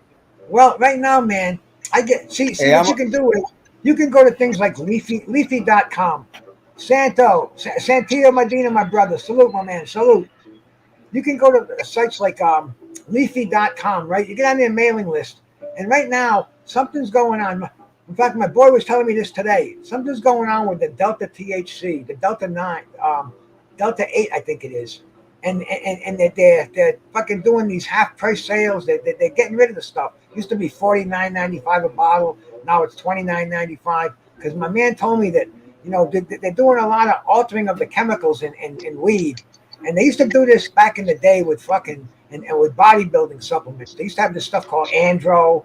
Then it was fucking Andro 19 and Norandro. I don't know if you remember those days, bro. But what these were they were illegal steroids, and what they were doing was they were moving around the molecules, and they're doing that with weed right now. So THC, yes, that's fucking illegal. You know, to sell cross country and this and that. But if you use the Delta 9 version, you're removing one of the molecules, which doesn't affect the fucking psychoactive ingredients in there. So it's really a fucking crazy thing, man. And my boy tells me to get some of those Delta 9s. He says they're not as strong as Delta 8s, rather. And what he said they're going to do is they're going to start coming out with Delta 9s, and they're going to make it. I mean, you know, it's an art right now, and we're in the infancy. You're going to see shops coming up. You're going to see all kind of different grades of weed, all different forms. I mean, I wouldn't even be surprised if you're going to see fucking pot suppositories. I mean, really, man, it's the Wild West out there, bro. You go to those dispensaries, they get the brownies, the cakes, the cookies, they get the fucking concentrates, they get the fucking oh man, the sublingual fucking the drinks, the cola that's infused. I mean, it's crazy out there, man. If I had the dough to invest in the mind to do it and the means, I would have made a fortune in this industry, bro. I'm telling you, man. 100%. Hey, I agree with you. Hell yeah, man, 100%. Hey, Punches, where you at, bro? Where you at? You in the U.S.? Who, Roland? Yeah, Yeah. Roland's in Michigan. Oh, Michigan. I heard that. Yeah. Those Michigan Yeah, cookies are Michigan. legendary. Hey, so is the Michigan boxers. Yeah, man. Oh, that's what's up, man. Hey, we got some too right now. Even there's some local, some all kinds of boxers from Michigan coming up right now. It's great, man, for sure. Hell Yeah. 100%. So, It's you, total. so you getting ready for the next wave, huh? Hopefully, you know, honestly, yeah, man. There's a few boxers already coming up. Got a nice name and shit, man. From like Muskegon and you know, obviously Detroit and shit. I fucking I think a couple female boxers from the Detroit and things like that. Hey, Alicia I've been hearing Michigan a Bumgardner. lot, you know. Yeah, I know. That's my new little crush right there, man. Lisa, man, she cold blooded, man. She's decent. Bro. Hey, Bruce. Yeah, Can I say there's this? a lot of Bruce, Yeah, can I say something about Alicia Bumgardner had an interview today? yeah, bro. Yeah, I saw it on Lady Chan's, man. Yeah, man. I was watching in it. there Cool. drooling, bro. Go ahead though. I'm Yeah, sorry. yeah, gorgeous, man, gorgeous. Lady Hey, Chan. man, and she was a great interview, bro. I just And got she gave it up to Michigan. You know what I'm saying? So, hey, Did she? I'm proud of her. You know, so I know missed y'all are. it. But go ahead. Damn it. Yeah, 100%. I wanted to see that one and shit. I didn't think it was today though. Damn it, that's some bullshit. That's all. It's all right. Catch on the playback. But yeah, man, 100%. Like you said, the boxing and shit. Hey, but what specific boxers were you talking about? Legendary and shit in the past, though. You know, you right? Hey, and everybody that do that, y'all tell them Bruce and Rolling with the Punches sent y'all with a little extra assist from Omaha. Hey, man, all of the great boxers out of Michigan, bro, they got them all. I mean, you know, it depends on the style of fighters that you like, you know, of where you start at. But you know, in the most recent time, I'll say Floyd Mayweather and Clarissa Shields. All right, Hey, of course. you know, but but I will say that 100%. my man James Toney was always, you know what I'm saying, like, bro, that man had so much heart and so much intelligence in boxing that it was just unreal, man. Hey, let me shout out to Curtis Bridges, bro. Thank you so much for the cash app, man. You know, that's only like I got a couple of them. I didn't even know what a cash app was, and man, you know, I wanted to shout. I shouted out the guys who gave them to me in the past, but this is like I haven't gotten one on I've been online, and thank you so much, brother. Peace. Yeah, appreciate you, bro. Everybody, yeah. Hey, Bruce, and the other thing I want to say, bro, that was so solid of what you did for D Hodges' mom, bro. You know what I'm saying? You're a real guy. You know what I'm saying? And you ought to be. Hey, no, I'm saying, bro. And then you know what I'm saying. You even donated. You know what I'm saying? And all I'm saying is anybody that's watching this, look, see there it is right there. $ Karen H 1950. But now look, anybody that's watching it on the playback, on the live, if y'all can, you know what I'm saying, whether y'all can or not, you know, say a prayer. But if y'all can match Bruce $5 of giving her that, if y'all can, you know what I'm saying, if it's an issue, don't sweat it. But I'm saying if you can match Bruce, it will be a major blessing to her that he was to Boxing Talk, bro. Because I tell you one thing I loved about D Hodges, bro, and I didn't care what nobody ever said, because like Bruce right here, he is a D Hodges. Now I don't know about all of the extra stuff. I say I'm a D Hodges too, so I ain't trying to use that as no disrespectful term, because I love D Hodges. You know what I'm saying? Anybody that don't, you know what I'm saying? Hey, you know, you know what's up with that. But I just want to say this. Every time I went into a room, no matter what room I was in, when he seen me, he said, "What's up, bro?" Me too, and I bro. appreciated him about that, bro, because he was like one of the first ones I always that really did the. Hey, I'm gonna be quiet, but I just wanted to say that, bro. Thank you very much for giving me the opportunity to say that. And just do, bro. Thank you so much for cash out, brother. Curtis Anderson said it one night. He was on. You ain't gotta be quiet, man. And D Hodges was in there, and he knew what shit was going on. And he said, D Hodges, shout out to you, bro. You're always a good man in my books, brother. And you know, two Matador, salute. I mean, D Hodges, anybody with common sense, how could you not like D Hodges? You know, I'm in my own lane out here, bro. I don't ride with anybody, man. I don't ride with anybody, man. Shout out to I'm riding with you, baby. Cause I love you and I love these Hodges. I love you, Right. cats. I'm just Bruce Gas, boxing, jazz, and more. LDBC, I love you, cats. I'm Bruce Goes, Bruce Gas, boxing, jazz, and more. MXBC, same fucking thing. CCD, Oh, I see same what you're fucking saying. thing. Anybody out Right. there, bro? I'm Bruce Gas, boxing, jazz, and more. And I come and see you. I'll give you a thumbs up, bro. I want to talk boxing. That's all I want to do is talk fucking boxing out here with you guys. You want to talk about weed? Yeah. Health and nutrition? Yeah. Professional wrestling, that's coming up. I'll ramble that with you. And fucking, you know, these are the things. Hey I like man, to how can discuss. but how can I lose this beer belly, Bruce? I got Quit some drinking problems beer. out You here, just man. said it, bro. Beer belly. Beer belly. You eliminate the Stop beer, you drinking eliminate the beer. belly. Very fucking simple. What'd you say? Eliminate what? Eliminate the beer, you eliminate the belly. Oh, I don't even drink, bro. That's why I'm in trouble out here. I need to All right, start bro. drinking, so at least I earned it a little bit. You walk Get much? out of your drink. That's funny. Do you B style? Do you walk? Hey, B style, you listen I to me, bro. I'm giving you free advice over here, bro. I'm asking if you walk. Call everybody Do D you, style.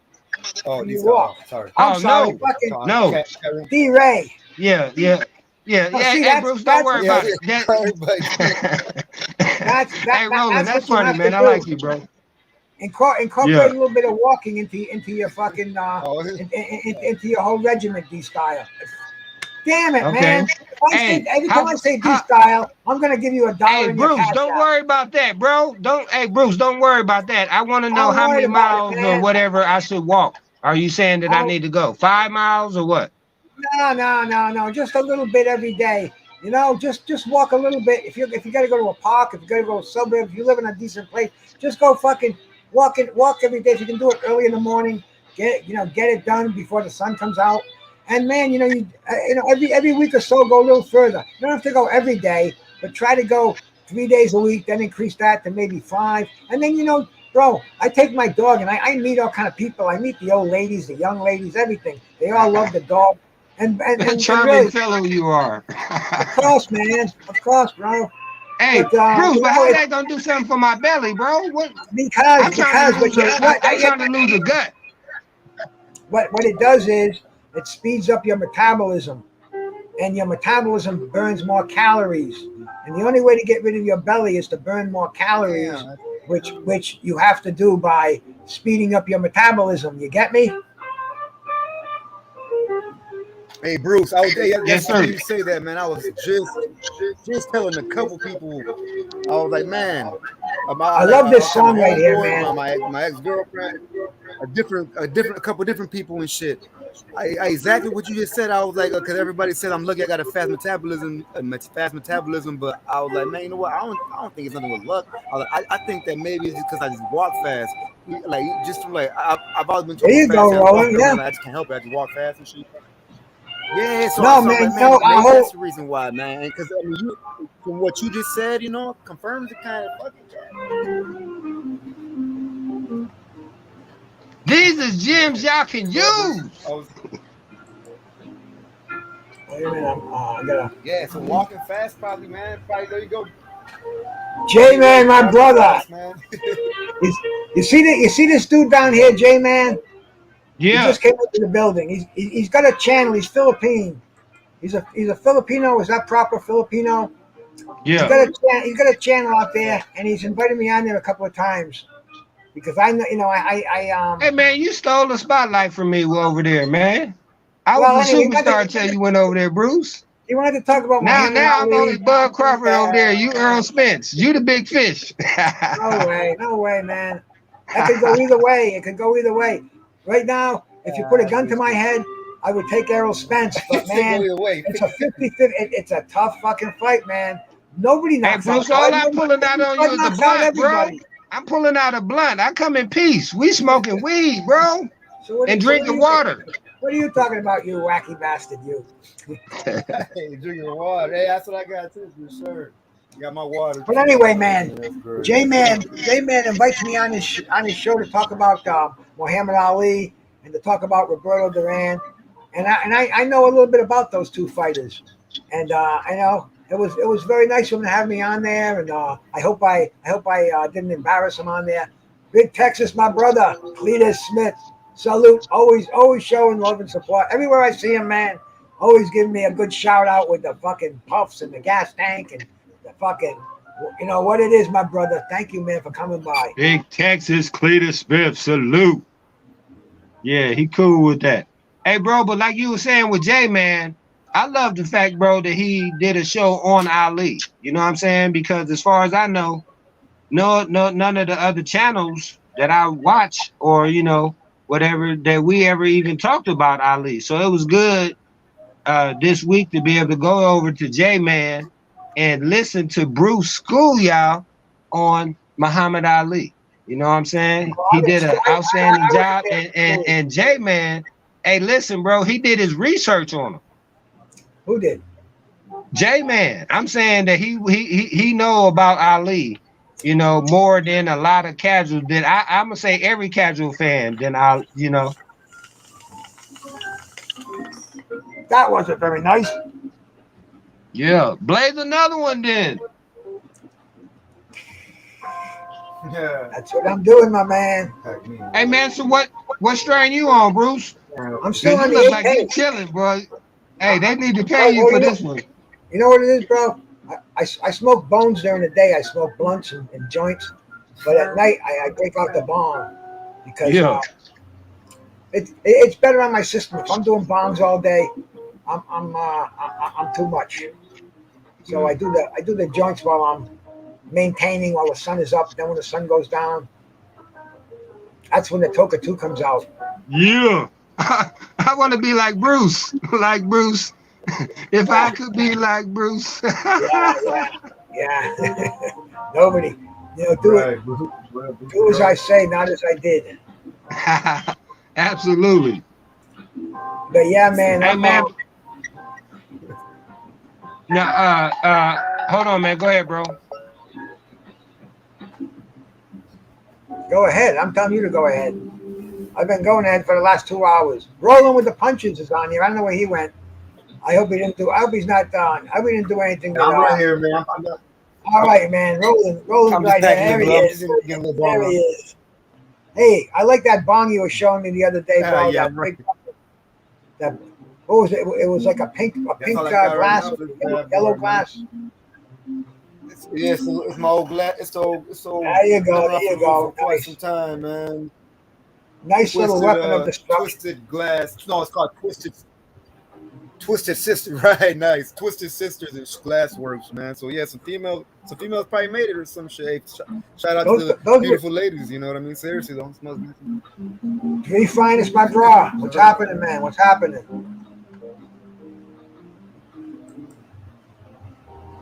I got. See today, I get real confused in here tonight, bro. I got Dree Finest, my brother, my uncle Dree. I had D Styles in here, and I got D Ray in here. I'd be like da da da da da da da da da da da da. I'd be like a fucking stuttering idiot in here tonight. And then you're always on D Styles show, so I can see how it's easy to call everybody D Styles and shit. You know, you're always on D Styles show. Well, it seems like you're always on D Styles show, and I'm always. But when I see it, and then you're always a guest. You're everywhere, like you said. But you know, yeah, I can see why you call people D Styles. All right, by that one rip, relax a little more,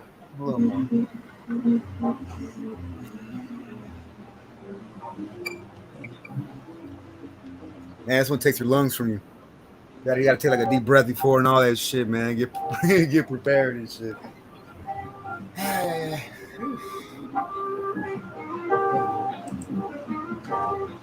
Hello, brother. Skywalker, what's happening, my man? Hey, man, I just got back from the mountains. I got rained on.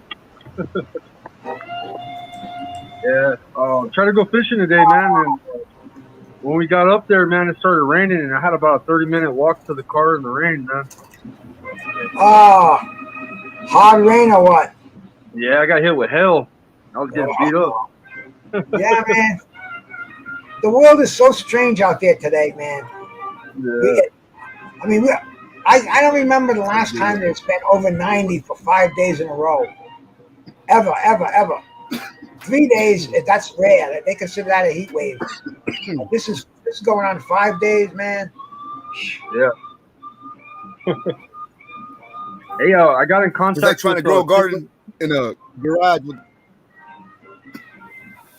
Skywalker. Much love too, man. Hey, I just yeah. came across your channel because of Bruce. Much love, Bruce. Hey, man, Hey, thank man, you, yeah. brother. Man. It's a pleasure, man. Seriously. Pleasure Yeah, and thank honor, you, man. brother. Seriously. Yeah, thank you. Thanks for rolling. Thank you, man. Yeah, I'm gonna have Sorry, Witherspoon but Jr. on the show Friday at 9 o'clock your time, Bruce. I was gonna see if you're gonna help me interview him since you've had Tim on your show. I'll be honored, bro. Sure. Hey, and you saw that other dude who was in here, man. What was his name is Brian, man. He's my friend. I can't even Yeah. remember his internet name, but that's Tim Witherspoon's business manager. Okay. Events, well, whatever it is, man. Him and Tim are like, that's who called me up and told me that Tim would talk to me. Tim wanted to talk. Okay. He's like the guy who, Tim calls him and says, call him. But anyway, man, Nice. he knows Tim probably as well as Tim's son knows him. You know what I'm saying, man? They're like, so it was just so weird that you're on here and you're going to get Tim's son coming on your show. Yeah. And I got Tim's fucking manager on over here. And I didn't even know who he was because he had that crazy name. And he said it was Brian. And like I said, man, I get on here. I'm running the fucking, I think somebody else is in here too, man. Fucking, who we got in here? Shauna Cruz. Oh, fucking Sam, you motherfucker. See, I didn't even see the name because I got my camera in front of me and it's blocking my screen. How you doing, brother? How you doing? Well, Zen on the Shauna Bruce. All right, man. Hey, don't do it, Sam. Don't. You played that game yesterday. Yesterday's dead. Get back to yourselves, or else you'll be like Pigeon was doing the other day, man. A click of the finger and you're backstage.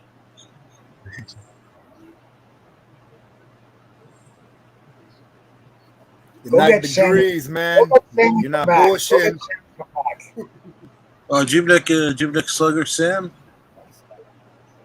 Go get Sam and come back. I don't want to play games here. I've been on here for 2 hours. That's way long for me. Okay, that's a Jibnik, yeah. All right. He'll be back. What are y'all talking about? Slugger Sam. Slugger Sam would be on. But no, Tim, I was saying, man, it was just so fucking coincidental that I got him, man, on here. And I'll give him a fucking text tomorrow and I'll give me a site. I didn't even know he was bopping around YouTube like this. Because see, YouTube, he's a man who knows how to create business opportunities. And like he said, man, Tim is gonna get that line of exercise equipment that he's gonna be pushing, helping older athletes like himself achieve better balance, learn how to tone muscles. And Tim is a fucking expert, man. He's a fucking His son's not far from the apple tree either, man. He runs a gym in Pennsylvania. He does a lot of shit for kids. He has a real popular podcast. It's called Young Black Suburban. He's doing they're over there at the Ali camp right now. They're interviewing everybody, interviewing people that train there. All what the is, man. He was just saying it in the chat. I'm only watching it live, and it's blind, and he fucking is. I'm seeing that's going on. So, man, what a small world, huh? Yeah. I saw. You go on Tim's site because Tim has a YouTube channel, right? Right. So you sub to that, and you get the notifications. He just put one out yesterday, and he was at the Ali camp. Yeah, so he's got it right now. Yeah. And they're talking about fucking the Frank Bruno fight. Right. Yeah, I seen that. Yeah, I seen that on the YouTube. I gotta find out who that guy he was talking to is. J-Man, thanks for coming by, brother. Huh. I'll be here for a little while. I'm not gonna be here too much longer, man. I put these out and I like going on other panels and shit. I come on here and I open it up. This is one of the few times I have opened it up because I'd go on, I say my thing, say my other thing, smoke some weed, play some jazz, and I say see you later. But I said, a lot of lonely souls on a Sunday night over here on YouTube, man. Come on in at Bruce Gas. Come on into the gas stations, bro. Take your seatbelts off. Slugger Sam. Hey, yo, Bruce, what's going on, brother? Yo, Bruce, was Wacky Iraqi in here acting a Yeah, fool man. right now? Who the fuck is that troll? Listen, I don't know who that guy is, all right, but just maybe be a little easy on the guy, because I think he means well. I don't think he's trying to cause any problems or nothing like that. He might be a little wacky. That's why he calls himself Wacky Iraqi. But just he doesn't speak any English, I have right? to go. I have to go get some water and change my bong. So you guys carry on. Yeah, he speaks. I think Wacky Iraqi. I think he speaks Arabic, right? So the guy, he don't speak a fucking lick of English, right? So you got to go easy on the guy. What's going on, fellas? What's going on with the panel? I see. Listen, I see a bunch of boxing scientists right now. I see a bunch of boxing aficionados, guys who know their boxing situation. What's going on? What happened last night? All right, that old Gabe Flowers Jr. whatever. Yeah, the guy's a fucking hype job. What happened to that guy, huh? Seriously. Don't got a chin, man. Yeah, that's no chin. You know what else? He fights. He fights like he hits like a Mack truck, but he hits like a fucking pillow-fisted motherfucker. I mean, if you're gonna be that aggressive, throw some shots in there. But the guy can't even, break a wet paper bag, so to say. Unbelievable, huh, fellas? Yeah, that was crazy, man. I was surprised. I would say that he didn't get Gabe Flores out of there quicker, man. Knocked him down twice in the first round. 7th round, another knockdown. Damn, man. Forget about it. That was crazy, right? Yeah, I don't know. You know what? This is. I mean, it's not because of money, but I only do apps. Fuck, man. Technology. What happened, bro? What you say right now? I mean, I can't do it. I said I can't do those apps, man. The zone. I had the zone and all that shit, and then I don't know. It's always for some reason like the internet's always shitty wherever I'm at. It seems like a couple places I always went to watch the fights that had like the smart TV, whatever. It was always lagging, man. Lagging bad. Like, fuck it. Yeah, well, listen. Well, Roland, because Roland, the problem is you're still using fucking dial-up internet, man. Like, you gotta upgrade. I've been trying to tell you, dial-up internet is the fucking past. All right, we're living in the future. Everybody's just Wi-Fi now. There was a couple high-speed places. Come on. Don't dance with me. Dance with me now, all right? I prefer the cable, man. I'm the old-fashioned dude. Seriously, pickup truck and a boat and a wrench. It's like no. I prefer the IPTV. I think the IPTV is the best way to go. Hey, what'd you think of the Joey Gonzalez fight? Isaac Dogbo. You think Isaac Dogbo won fair and square? You think it should have been a draw, or you think it was a robbery? What do you think? I've heard it all, man. Oh, I was actually cooking my food when that fight was going on, but when the fellas was commentating it, the brothers Matt, Chad, and Bruce and Smoke, they were saying it was a pretty good fight, but I was cooking my food. Clean bong water. Oh, look at that Toker too, huh, Bruce? Another full glass of water for me to ingest while I'm listening. See, I go through glass. 1 glass for every show. This is a 16-ounce glass, so I'll polish this off in 2 hours. It's been about 2 hours. I got to go fill it up again. Good advice to my people out there who want to stay young. Believe it or not, I'm 172 years old. My body, and also what I did was, Bruce, God bless you, Bruce. I went and I grabbed a butt of this fucking granddaddy perp. For me to fucking enjoy. Oh, that's the fucking bee's knees right there, right, Bruce? Right now, Bruce, that's the bee's knees, ain't it, man? That is truly that's fucking. Okay. If I had a slingshot, I could crack my screen with this, but it's so fucking hard. Yeah. Listen, man, I'm gonna tell you something, man. I've known Bruce for quite a while now, and I don't think this man has smoked some whack shit in his life. Everything he smokes is creme de la creme. It's some premium shit, and the guy don't joke around. He don't joke around when it comes to that.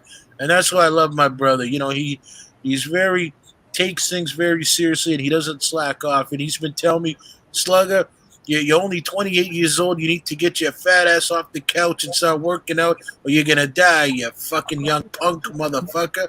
You said that to me. Don't think I forgot. Sometimes it takes tough love, Sam. Sometimes we need tough love. Yeah, well, exactly. Well, I mean, especially if it's true, you know. I always tell people, if it's true, don't bother sugarcoating it, all right? Because all these the soft world, they love to sugarcoat, and they're politically correct, you know. And they used to tell me stuff like, Slugger, don't say that guy's aggressive or he's got behaviors. Say he's using an expression. They're like, come on, don't be mean and say he's having an outburst. Say it's an expression. I'm like, shut the fuck up, you fucking fruit pansy motherfuckers. I'll say what I want to say, bitch. Bunch of fake world. You got to, man. You have to say how you say it. You got to go above and beyond. Yeah, man. What happened to my musical gear? Did I shut it way too far down? Yeah, man. Let's get I love the jazz. Listen, Bruce plays the best jazz. I fucking love it. I love the jazz that Bruce plays. You know, when I wanted to, in fact, I'm gonna find something right now, man. This is in honor of the I told you about the bass player who died.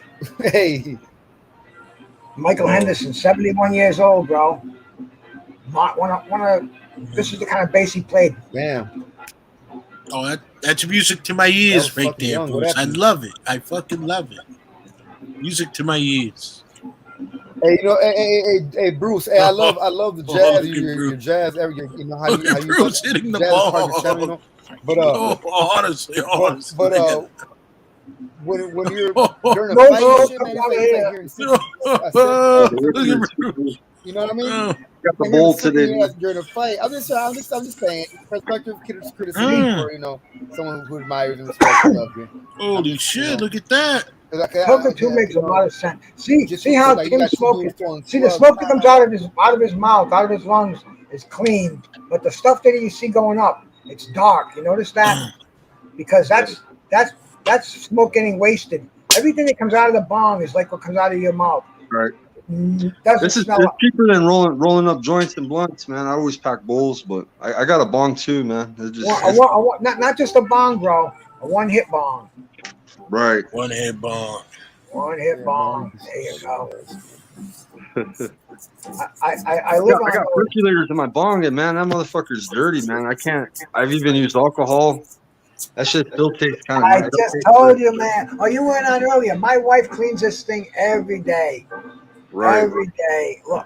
Look at how clean this sucker is, man. Where's my Hey, Bruce, I gotta ask you: are those things dishwasher friendly or no? No. You clean that with alcohol and a pipe cleaner and a Q-tip. You take the top part off, put a little alcohol in there, scrub it, get the fucking pipe cleaner, clean the glass stem. Bruce, those things are hard to clean. Those things, because they're very small. No, not this one. This one is simple because it's only you take this out, and then all it is cleaning this thing with a fucking. You can get a toothbrush and do it, you know. Yeah, you're right. You're right, actually. Yeah, my baby's a little different. And plus, low center of gravity. They don't tip over. Roland's bong. You got to be real careful with that. Smash, right? Yeah. This baby's got a low center of gravity. And it's on so the table. big, man. Even if it spills, it's not going to smash. See, unless this goes, it's not fucking indestructible, but it's a fucking. It's the best one I've been smoking on these fucking things since 1974, and I haven't found a better way to smoke your weed. Okay, I'm gonna pack my bong. Bruce, I knew some guys who didn't take care of theirs the way you took care of it. I remember these young punks. They used to keep theirs all brown and dirty. Oh, bro, you kidding me? You need a fucking biological fucking permit to dump those things. They get so bad. That's fucking waste. That's toxic hazard, bro. You know what I'm talking about, Sam. They spill that on your rug, motherfucker. You got to get fucking Stanley Steamer in there, bro. Well, Bruce, to be honest. Bruce, to be honest with you, I never really did what you did. I usually just do papers. That's usually the way I go. Bro, I got papers, man. Are you kidding me? I got a whole fucking. I got a jar full of roaches, man. You know. Oh Fucking, yeah. that's I won't even smoke these. I'll give this away to somebody because unless I get real dry, I got papers. I roll fucking joints every day, man. But the Toker too. Yeah, you're real smoker. If you can get away with it day and night, that's the way to go, bro. You don't Toker get too. you don't get nearly as high. And this you can get a brand new Toker 2 for $99 plus $10 shipping, and you go to a head shop, a glass bong as good as this, $200, and they won't even have them. These idiots don't even know what a Toker 2 is. I told the guy, I said, go online and check it out. It's the best bong. I had one in the 70s, right? And I forgot through the 80s, through the 90s, through the 2000s. Never even thought about it. I'm going through my fucking emails. It says the Toker 2 is back. The legend has returned. I said, what? I did it. See, the first one I bought was $25 back in '75. These were $99. I said to my wife, babe, can we get one? She's like, $100 for a pipe? Blah, blah, blah, blah. No problem, though. After 5 minutes, credit card number in there. I got it a week later, and it's like the best bong. But what they have is once a year they have fucking scratch and dent sales where they're perfect except fucking maybe this decal will be fucking crooked or something. $49, and that's where you can get one. If you want to get one, wait till they have the fucking sales, bro. No, that's a good idea. You got to wait for the sales. Cheers, Bruce. Oh, that's kind of cool too. I like that. It's easier to hold, to be honest, Bruce. The one he's got is easier to hold.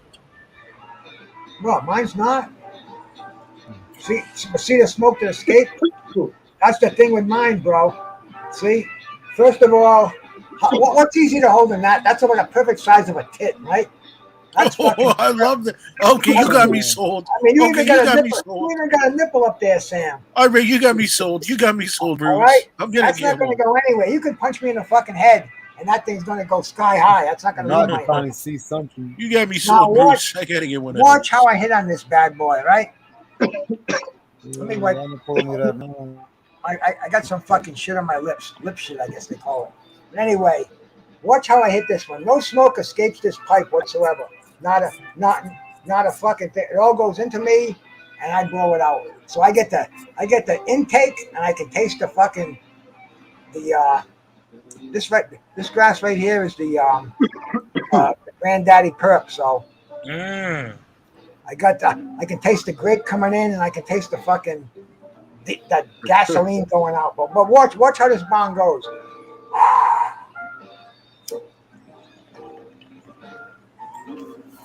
Good luck. Get that shit. You clear that shit out, Bruce. That's All down some here. good old Mary Jane. I eat the whole hit if I A have good to. socializer, ain't it? But watch how it comes out. No, like go on. No THC in there. Everything stays with you. Believe me, you do 3 of those. I don't care if you're a fucking Rastafarian high priest. You're gonna catch a buzz. Yeah, the bong will get you, man. Oh yeah, for sure. Not just a bong, bro. That Toker too, because it's so clean. Like Sam was saying, man, his gets so dirty. It takes you can't clean them out without breaking them. But these are so easy to keep clean, man. My wife has been cleaning that sucker daily for me. I think we got it. What makes it hard to clean on these is these percolators that are in there. See those little tubes and Oh shit? yeah, impossible to do. Yeah, they're a bitch, man. You'd have to soak I that see thing in nothing. fucking Oh, alcohol with Oh, denture yeah. cleansers in there, all kind of fucking shit, man. in the middle, there's like tubes and shit. And those tubes get clogged. It's a nice bong, but it's too complicated for me. This one is simple as a motherfucker, and it's the perfect drawer on there. I don't know. Maybe I'm prejudiced, but Toker 2, I'd be their salesman for free. All they would have to do is tell me to do it, and I'd do it, man. I'd educate them. The guy that sold it to me, I called up. Another friend of mine wanted one, but I mean, some of the dudes I hang out with, they got no credit cards. They ain't got no debit cards. All they got is cash in their pocket.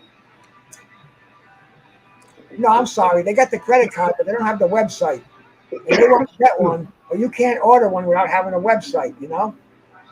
And so I said, call him up. And this character is fucking, he couldn't even call him. Anyway, I called the guy, and I'm talking to the guy, and he's telling me he got in there in 1995, and they started shipping him out, and he's fucking 42. But anyway, I said, man, I got a website that I'm going to be opening up, and I want to get I want to get sponsored by Toker too. And he told me there's a way to do it, but I never could quite figure it out. You know, you get a link, it goes on your channel, and everybody that buys one gets a discount, and I don't know exactly how it's done, but I'll find out. I'm gonna buy one, bro. I'm telling you, man, you can't go wrong. You sold me on it, bro. Tell them Bruce Gas box now. Hell yeah. They won't know. Official sponsor of your show, bro.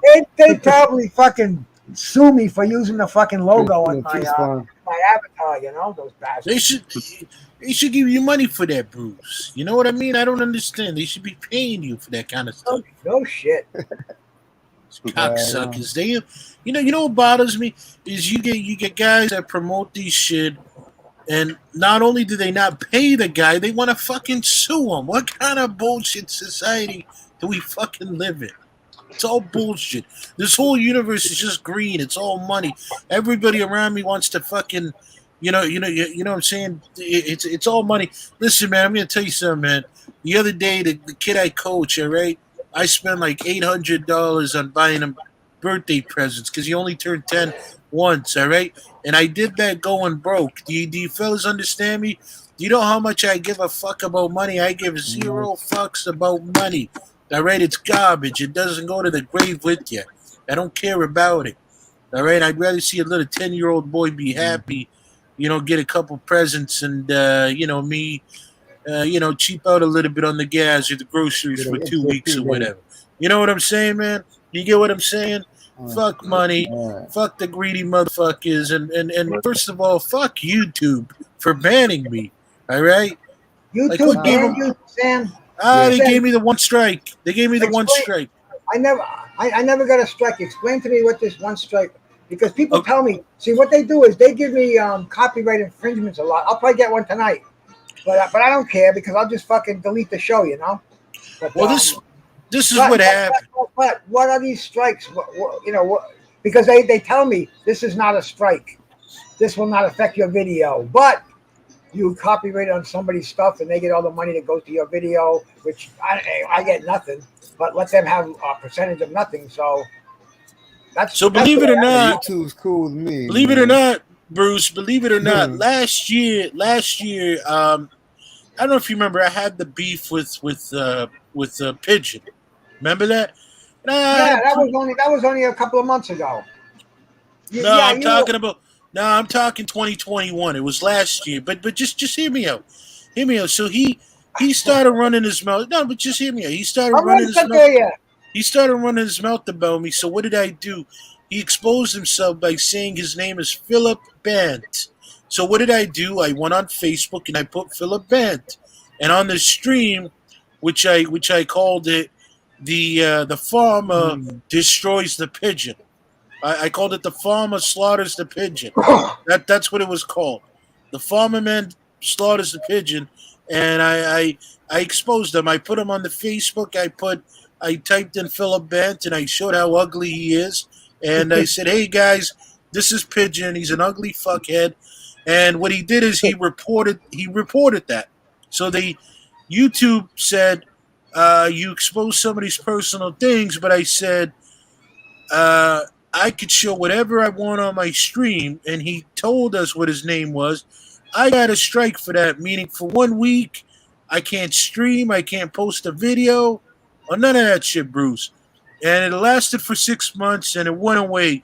And then what was it? The other fucking day, I went live and I put up a video of Andrew Tate just to demonstrate that he's a horrible kickboxer and that Adesanya would kick his ass. And then they flagged. I have no idea who either one of those guys are. Well, anyways, they He's a flagged me. horrible They kickboxer. flagged me, but they didn't say copyrights. They said I was spamming. What did And then you when do? I told you, I just showed Hispanic. a video of Andrew Yeah, Tate he's being showing. Okay, now this Andrew Tate, he's a what? He's a karate guy, MMA. He's a kickboxer. Okay, so what you showed was copywritten tape. No, but Did Bruce. you allow, well, let me finish my question, bro. Did you allow the video over it, or did you just show the picture of it? No, I did the video. Okay, see that the audio. I'm sorry. Did you do the audio too? Yeah, the audio. Yeah, You're fucked, Bruce. man. Bruce, it wasn't Bruce, but they did. What are you asking me a question for? If Bruce- every time I try to give you an answer, well, Bruce, wait. Go ahead, Bruce, Sam. this is what I'm trying to tell you. They didn't ding me for copyright. They dinged me for spam. They said I was spamming the everything, and I'm trying to explain to you I wasn't spamming anything. That's what I'm If you saying. were, why would they do it if you weren't? You know you were. No, but they're cocksuckers, all right? And They're they're really cocksuckers. hard on me. They're really Too hard bad, on me, bro. and they don't You like me. You fuck with Pigeon, you're gonna get fucked on the internet, bro. No, well, that's what I'm saying. I'm saying Pigeon reported me again. It's How do you know that? I Pigeon's know connected, Pigeon. man. Pigeon likes to work. He's Pigeon just has crazy. his fingers right next to the report button, ready to report you. Don't fuck with Pigeon, man. Leave him alone, man. Hey, listen, Pigeon goes. Pigeon's a charming guy sometimes. He can be a real nice guy. Oh, he's a charming guy, all right. And then he goes to his basement and pulls the body sheets off all the bodies he's got in his basement. The guy's a fucking whack job. He's a whack job, all right. You can't go 1 fucking hour without talking about Pigeon, can you? Oh, fuck Pigeon. He's a cocksucker piece of shit. He got all of us taken down. All right, he got me taken down. He got 150 taken down. He got the boxing Jedi taken down. No. Right, he fucked with Major Key's channel. The guy's a cocksucker. He goes around trying to get people taken down, and he's admitted to me he's going to do everything he can in his power to get my I channel saw you taken and him down. on together the other day, man. You sound like you were buddies. You were like Dean Martin and fucking Jerry Lewis all over again, man. Yeah, well, we try and get together, you Like know. Cheech and Chong, you guys were cool, man. I was saying, you guys have to do a show together. Fucking Sam and Pigeon. Remember that time you guys did about 6 hours together, man? Pigeon probably ain't even connected to the main one. What were we talking about again? I don't know, man. I think I went to bed and I got up and you guys are still on. I'm like, wow, look at this shit, man. Oh, And my you were God. fucking right there with him, and I'm like, this is good stuff. I don't know whatever happened to it, but we put it out there for you. Derek Bailey, my brother, salute, man, salute. Hey, Bruce, I Give got a me a roll little out slow again. right now. I'm winding down First slam. into my home stretch. I'm Hey, kicking peace. back. All right, guys. Walker. You ready? All right, rolling. Oh shit! Salute, brother. Tim, Salute, everybody, brother. Tim, you splitting, bro? Yeah, I gotta get to the kids, man. We're gonna watch a movie and stuff. They want to watch All a right, movie. man. All right, bro. Good idea, man. Thank you for coming by, my brother. Hey, you have a good night, man. Peace. Enjoy Hey, your time, take care, man. brother. Take Take care, it brother. Yeah, later, bro. Good man. Seriously, Bruce, you always, Skywalker. Bruce. Every Good time you man. go Good live, man. Bruce. Every time you go live, you got the best boxing, philosophers on here, you know. And that was one of them right there. You know, you always tend to get the best of the best, and it's a great channel. So it's an honor to be on your show, you know, and yeah, seriously, every time. That's why, I try not to. I didn't mean to bring up the fact that I was banned, but I just sometimes I get carried away, But Sam, All right, sometimes man. I gotta get No worries. together, No regrets. It's all right. Well, yeah, I mean, technically there ain't no regrets because really, does it really matter what kind of life you live? It's all bullshit, anyways. I mean, it's all fake. It's a fake physical reality that we live in. None of this is real. If you look at the couch that Bruce is sitting on right now, does it physically exist? Probably, right? But does it really exist? Not really. None of this is real. You know what I mean? It's really a matrix world that we live in. It's a matrix world we live in. If you go and punch someone in the face, slug, they're probably gonna punch back, man.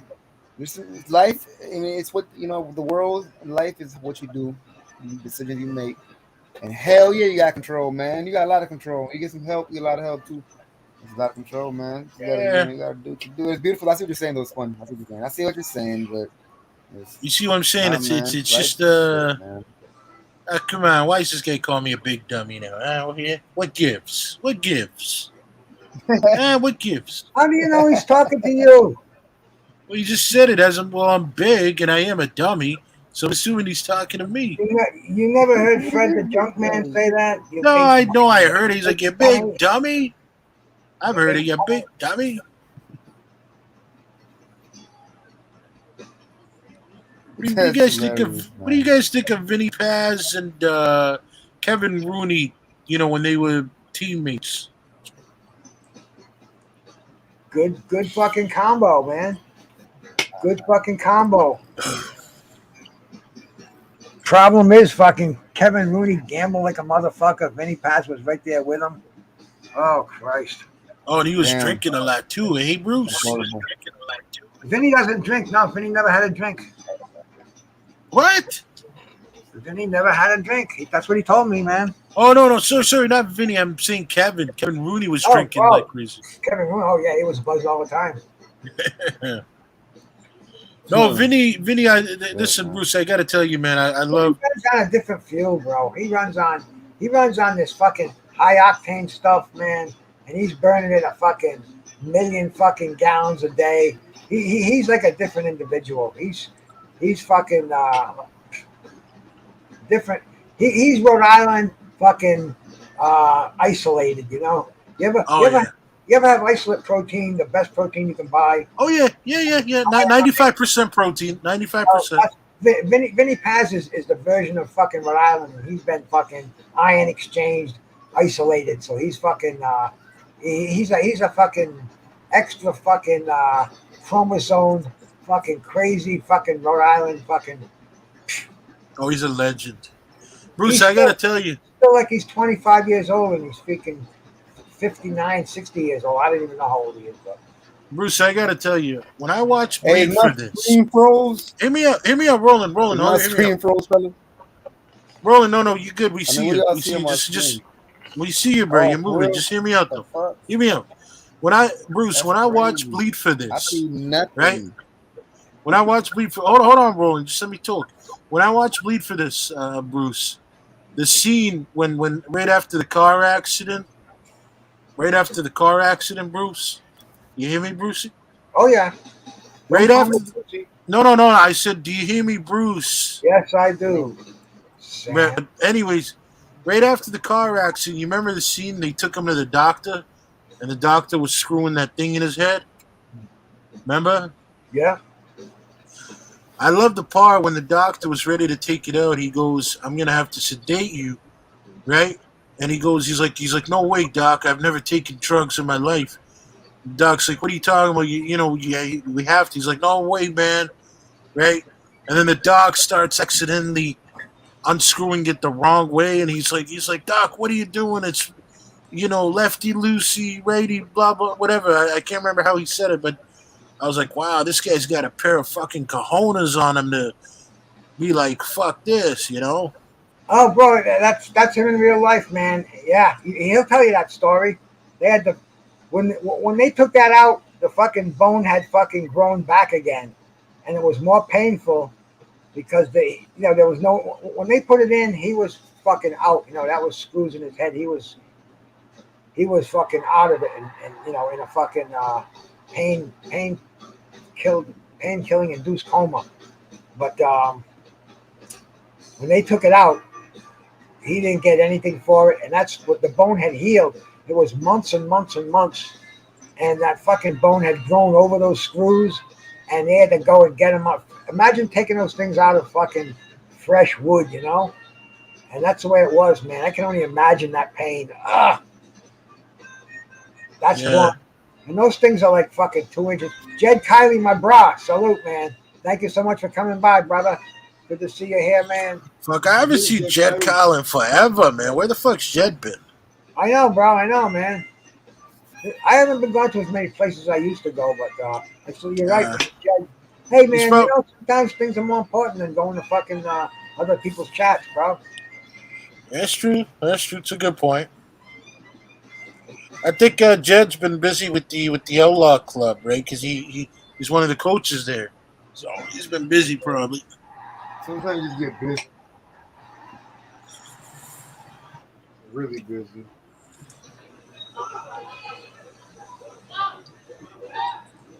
No, make a little time. But I get busy. Yeah, fellas, I gotta go cook this nice rice and peas, and I made a oxtail chicken wings. You know what I mean? Like you guys know the marinara for oxtail. I'm putting it on the chicken wings, and oh man, is it gonna be killer, brother. So That listen, sounds good, man. Sam, Bruce, thanks for much coming by, my appreciated, bro. brother. I appreciate you every time. All right, and we'll link up together. Hey, and answer my text, man. You break my heart when you don't respond to me. You know that's why. You know I know you're Sam, I better than me. can't. I I know can't. you're cooler than me. I know you're cooler than me. Yeah, But no, at least no, say no, no, hi. no, no. Say Listen, hi to listen. me. Fucking listen for a second. I don't have international texting on my phone. I can only text it to the United States. All right. I'll even show you, man. I'll show you No, the no, I fucking. believe you. I believe you. Can Yeah, I take ask you a back. question? Can I ask you a question? Yeah, You go got ahead. you got Wi-Fi at the house, right? Yup. Okay, download on your phone like a texting app. I use a texting app. It's called Text. What is it called? Text Plus. Yeah, I think it's called that. And it does No, unlimited free texting. somebody tried having me do that the other day. I'm just so bad at doing that, Ah, come on, you're a genius. You're tech No, I'm not, savvy. man. No, I'm not, man. You got my fucking number. Call me up and talk to me, or write me an email. It's brucegoes at An gmail.com. email. Never went since 1978. Come on, we're texting. We're texting. Well, you can text me, and I'll fucking. How about do you go on face to face on Google? Do that. Yeah, but I'll wear a mask though, because I still don't have anybody seeing me. Ah, you bastard! But you'll do it though. We can talk like that. See, Yeah, and we you can. can see me. I'll tell you what. I'll tell you what.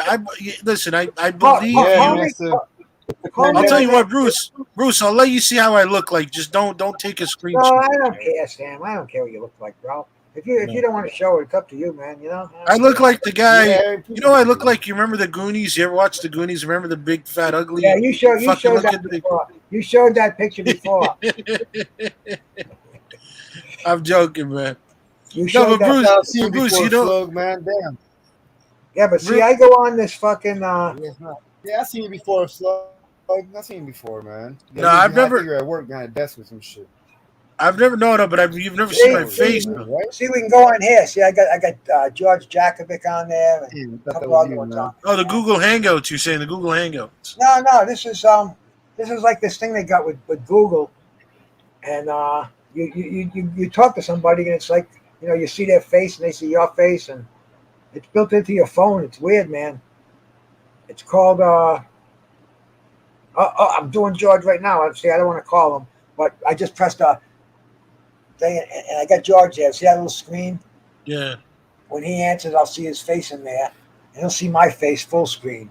So I'm gonna shut it off though. I'm not gonna fucking call it. But that's cool, man. It's a new thing out there. It's called Duo, Google Duo. Check it out, Sam. Oh, That's Google gonna, Duo. Okay.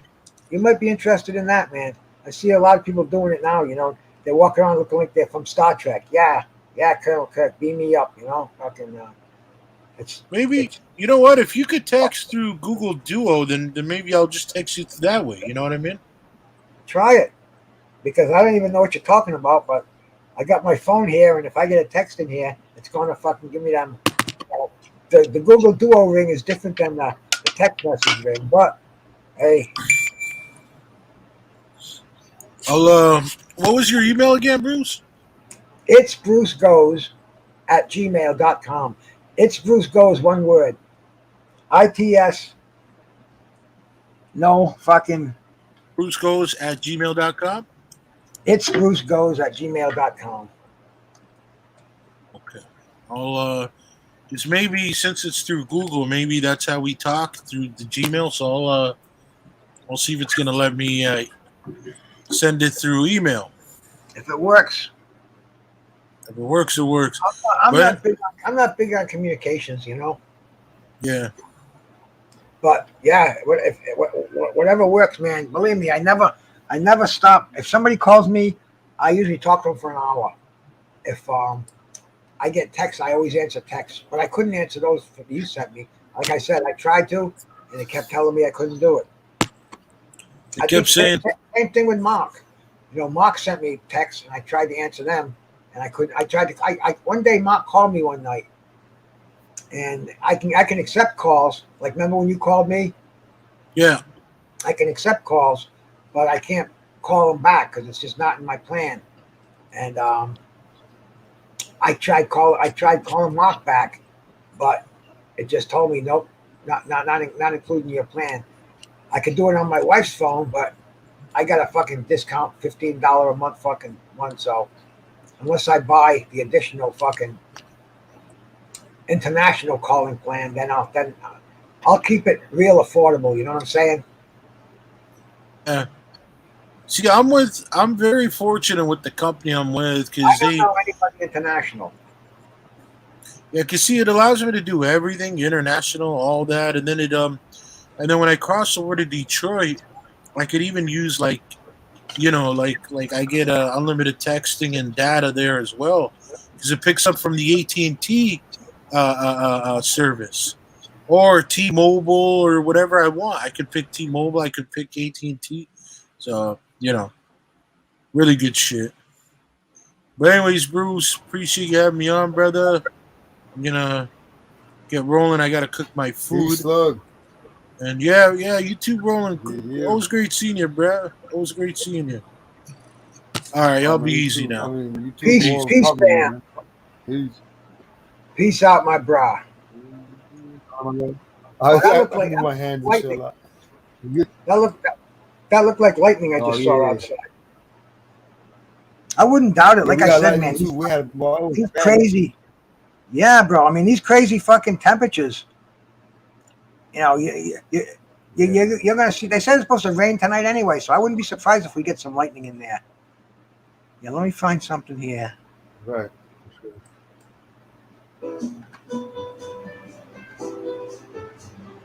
You see, Yeah, see, that's one of my. they're just getting out of hand. Like the weather's just getting too bad. you know,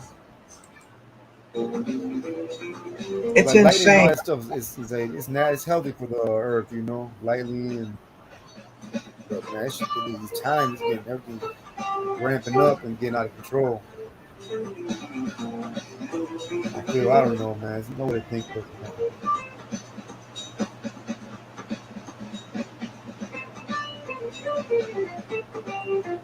That sounds good right there. That's not too loud, is it?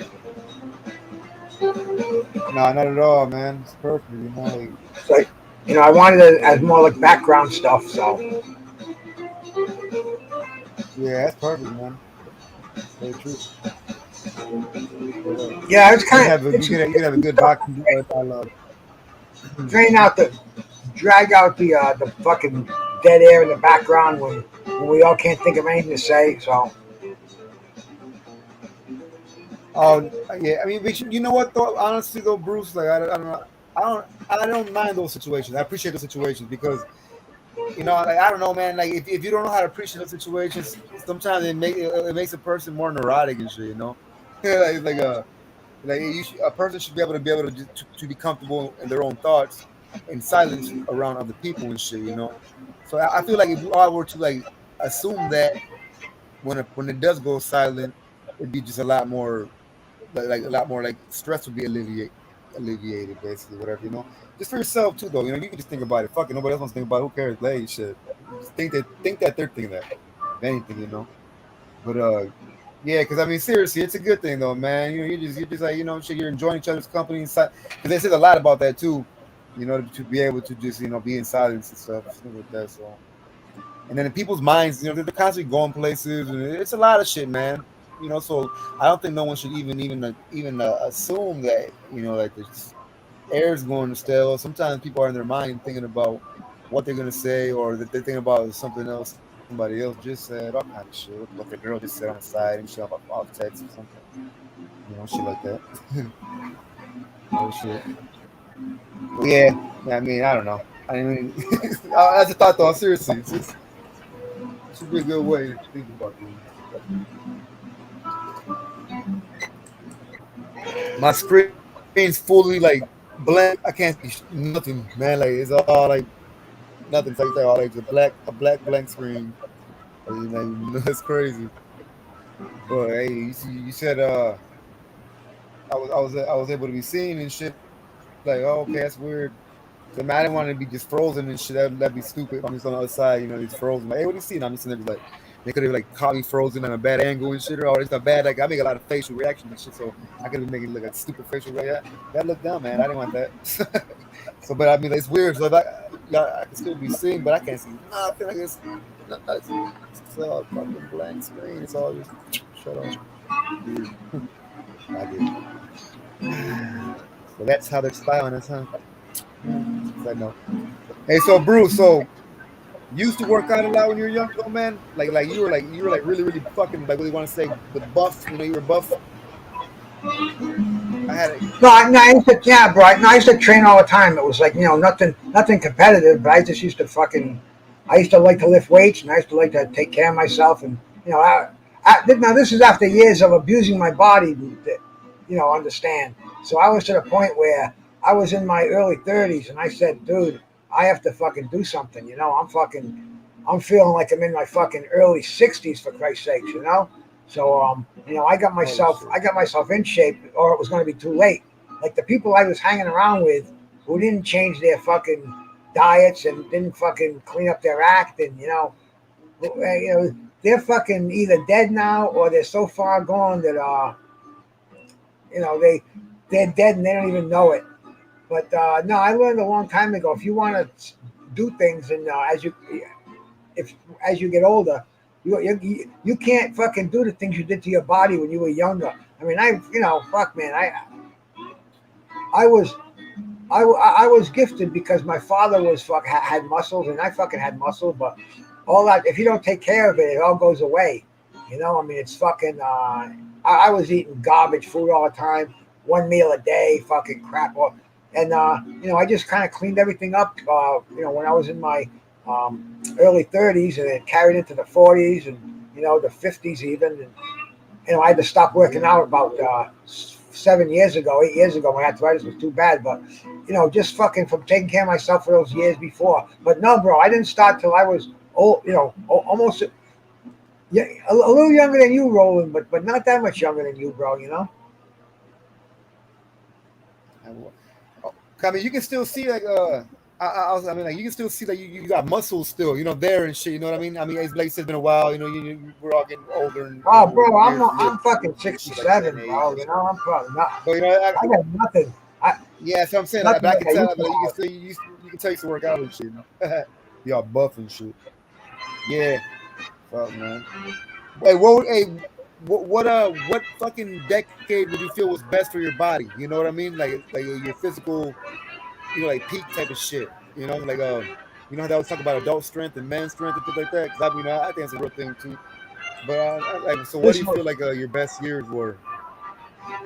40s, 50s, 60s. That was me at 60s, That was me at 40. Let's see. That was in 2001. I can't see nothing. Remember, my shit is blank. But for the people, okay, bro. I'm saying.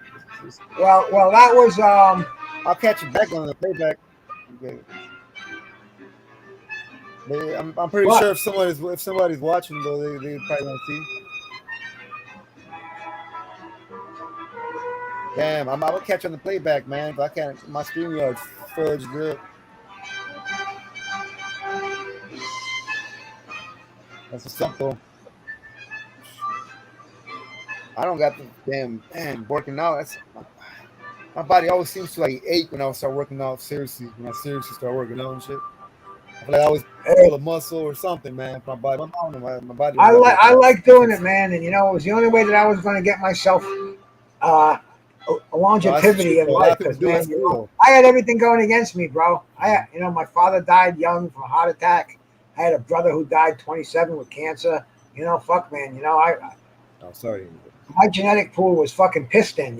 So I had to fucking take care of myself. I had to clean the whole diet up. I had to, eliminate toxins from my body. It's a long thing, but like I said, bro, it's worth it. It's worth it in the long run. Yeah, 100%, man. Hey, I Hey, could I'm sorry drop to hear dead that though. So tomorrow. so Bruce, you said your father. You said you lost your brother at 27 to cancer, Yeah, cancer. Yep. lung cancer. And No, my brother had damn, at testicular 27, man. cancer. That's My father died at at 51. 27 though. 27. My brother Damn, died that's right in still my young arm. too though, man. 51. Yeah, that's when my father Holy died. I was shit, only man. What I the was fuck? only Your arm 18. bruised? That's why I went wild. I didn't have nobody to Man, I'm sorry to fucking hear that. I lay mean, me down, bro. I didn't. yeah, My that father should was be crazy, man. I'm was sorry to out of hear the that though. I picture mean, when I was 18. shit in your arms. What the fuck? Yeah. How do Yeah, you don't mind me asking? How do you die in your arms? Like that shit's crazy, man. Like that shit got my mind boggled. Because I mean, I don't know how my mind would be able to put up with something like that. Like you said, easiest thing you in the go world, crazy. Like you man. said, Easiest thing in the world. You just do yeah, fucking right. bicep curls. You just have to like if you pick up a weight, you fucking up and down and up and down and up and down. Before you know it, you get your bicep going, man. That's the only muscle you can work. Yeah. Fuck, man. That's fucking fucking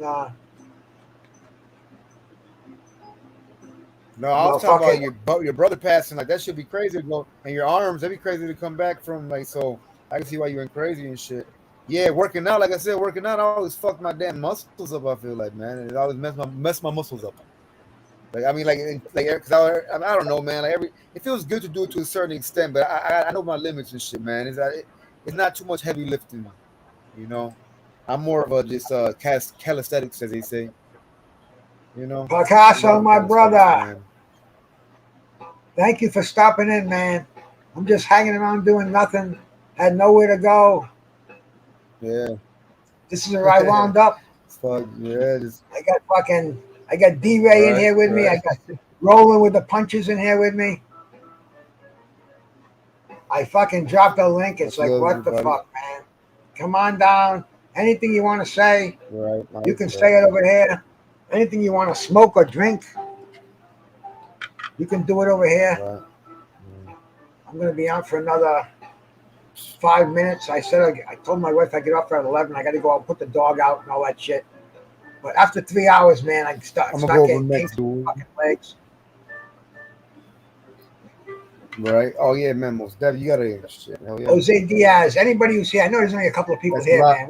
We did our show earlier. I think I had a good little fucking kickback show. We left D Hodges' mother's It's always cool though. Yeah, cash app out there. Anybody wants to yeah, drop a drop a dough to Karen Hodges, D Hodges' mother, Karen H 1950. yeah, definitely. That's her cash app. You will feel better when you do it.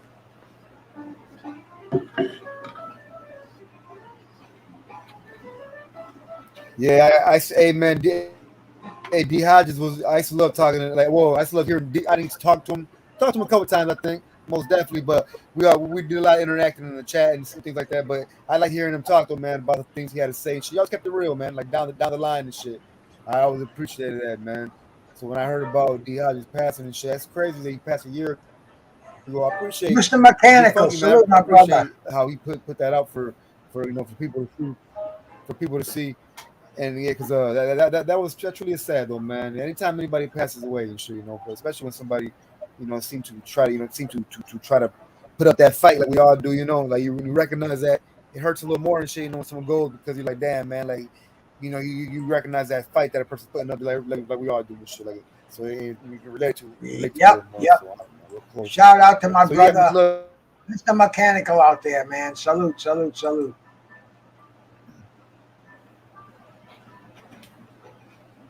100%, dude. First time I ever found some words to say after in a situation like that. It's funny. It was No, right there. see, I knew Man, what? I knew D Hodges passed away back in November around when I didn't see him for a few weeks after because he was going to go into rehab, but they wouldn't. He didn't want to give up his phone because he liked being on YouTube so much that he didn't go in rehab because of it. And I thought when we didn't see him, I thought that he gave up his phone and went to rehab. But then I think he said 6 weeks and it passed.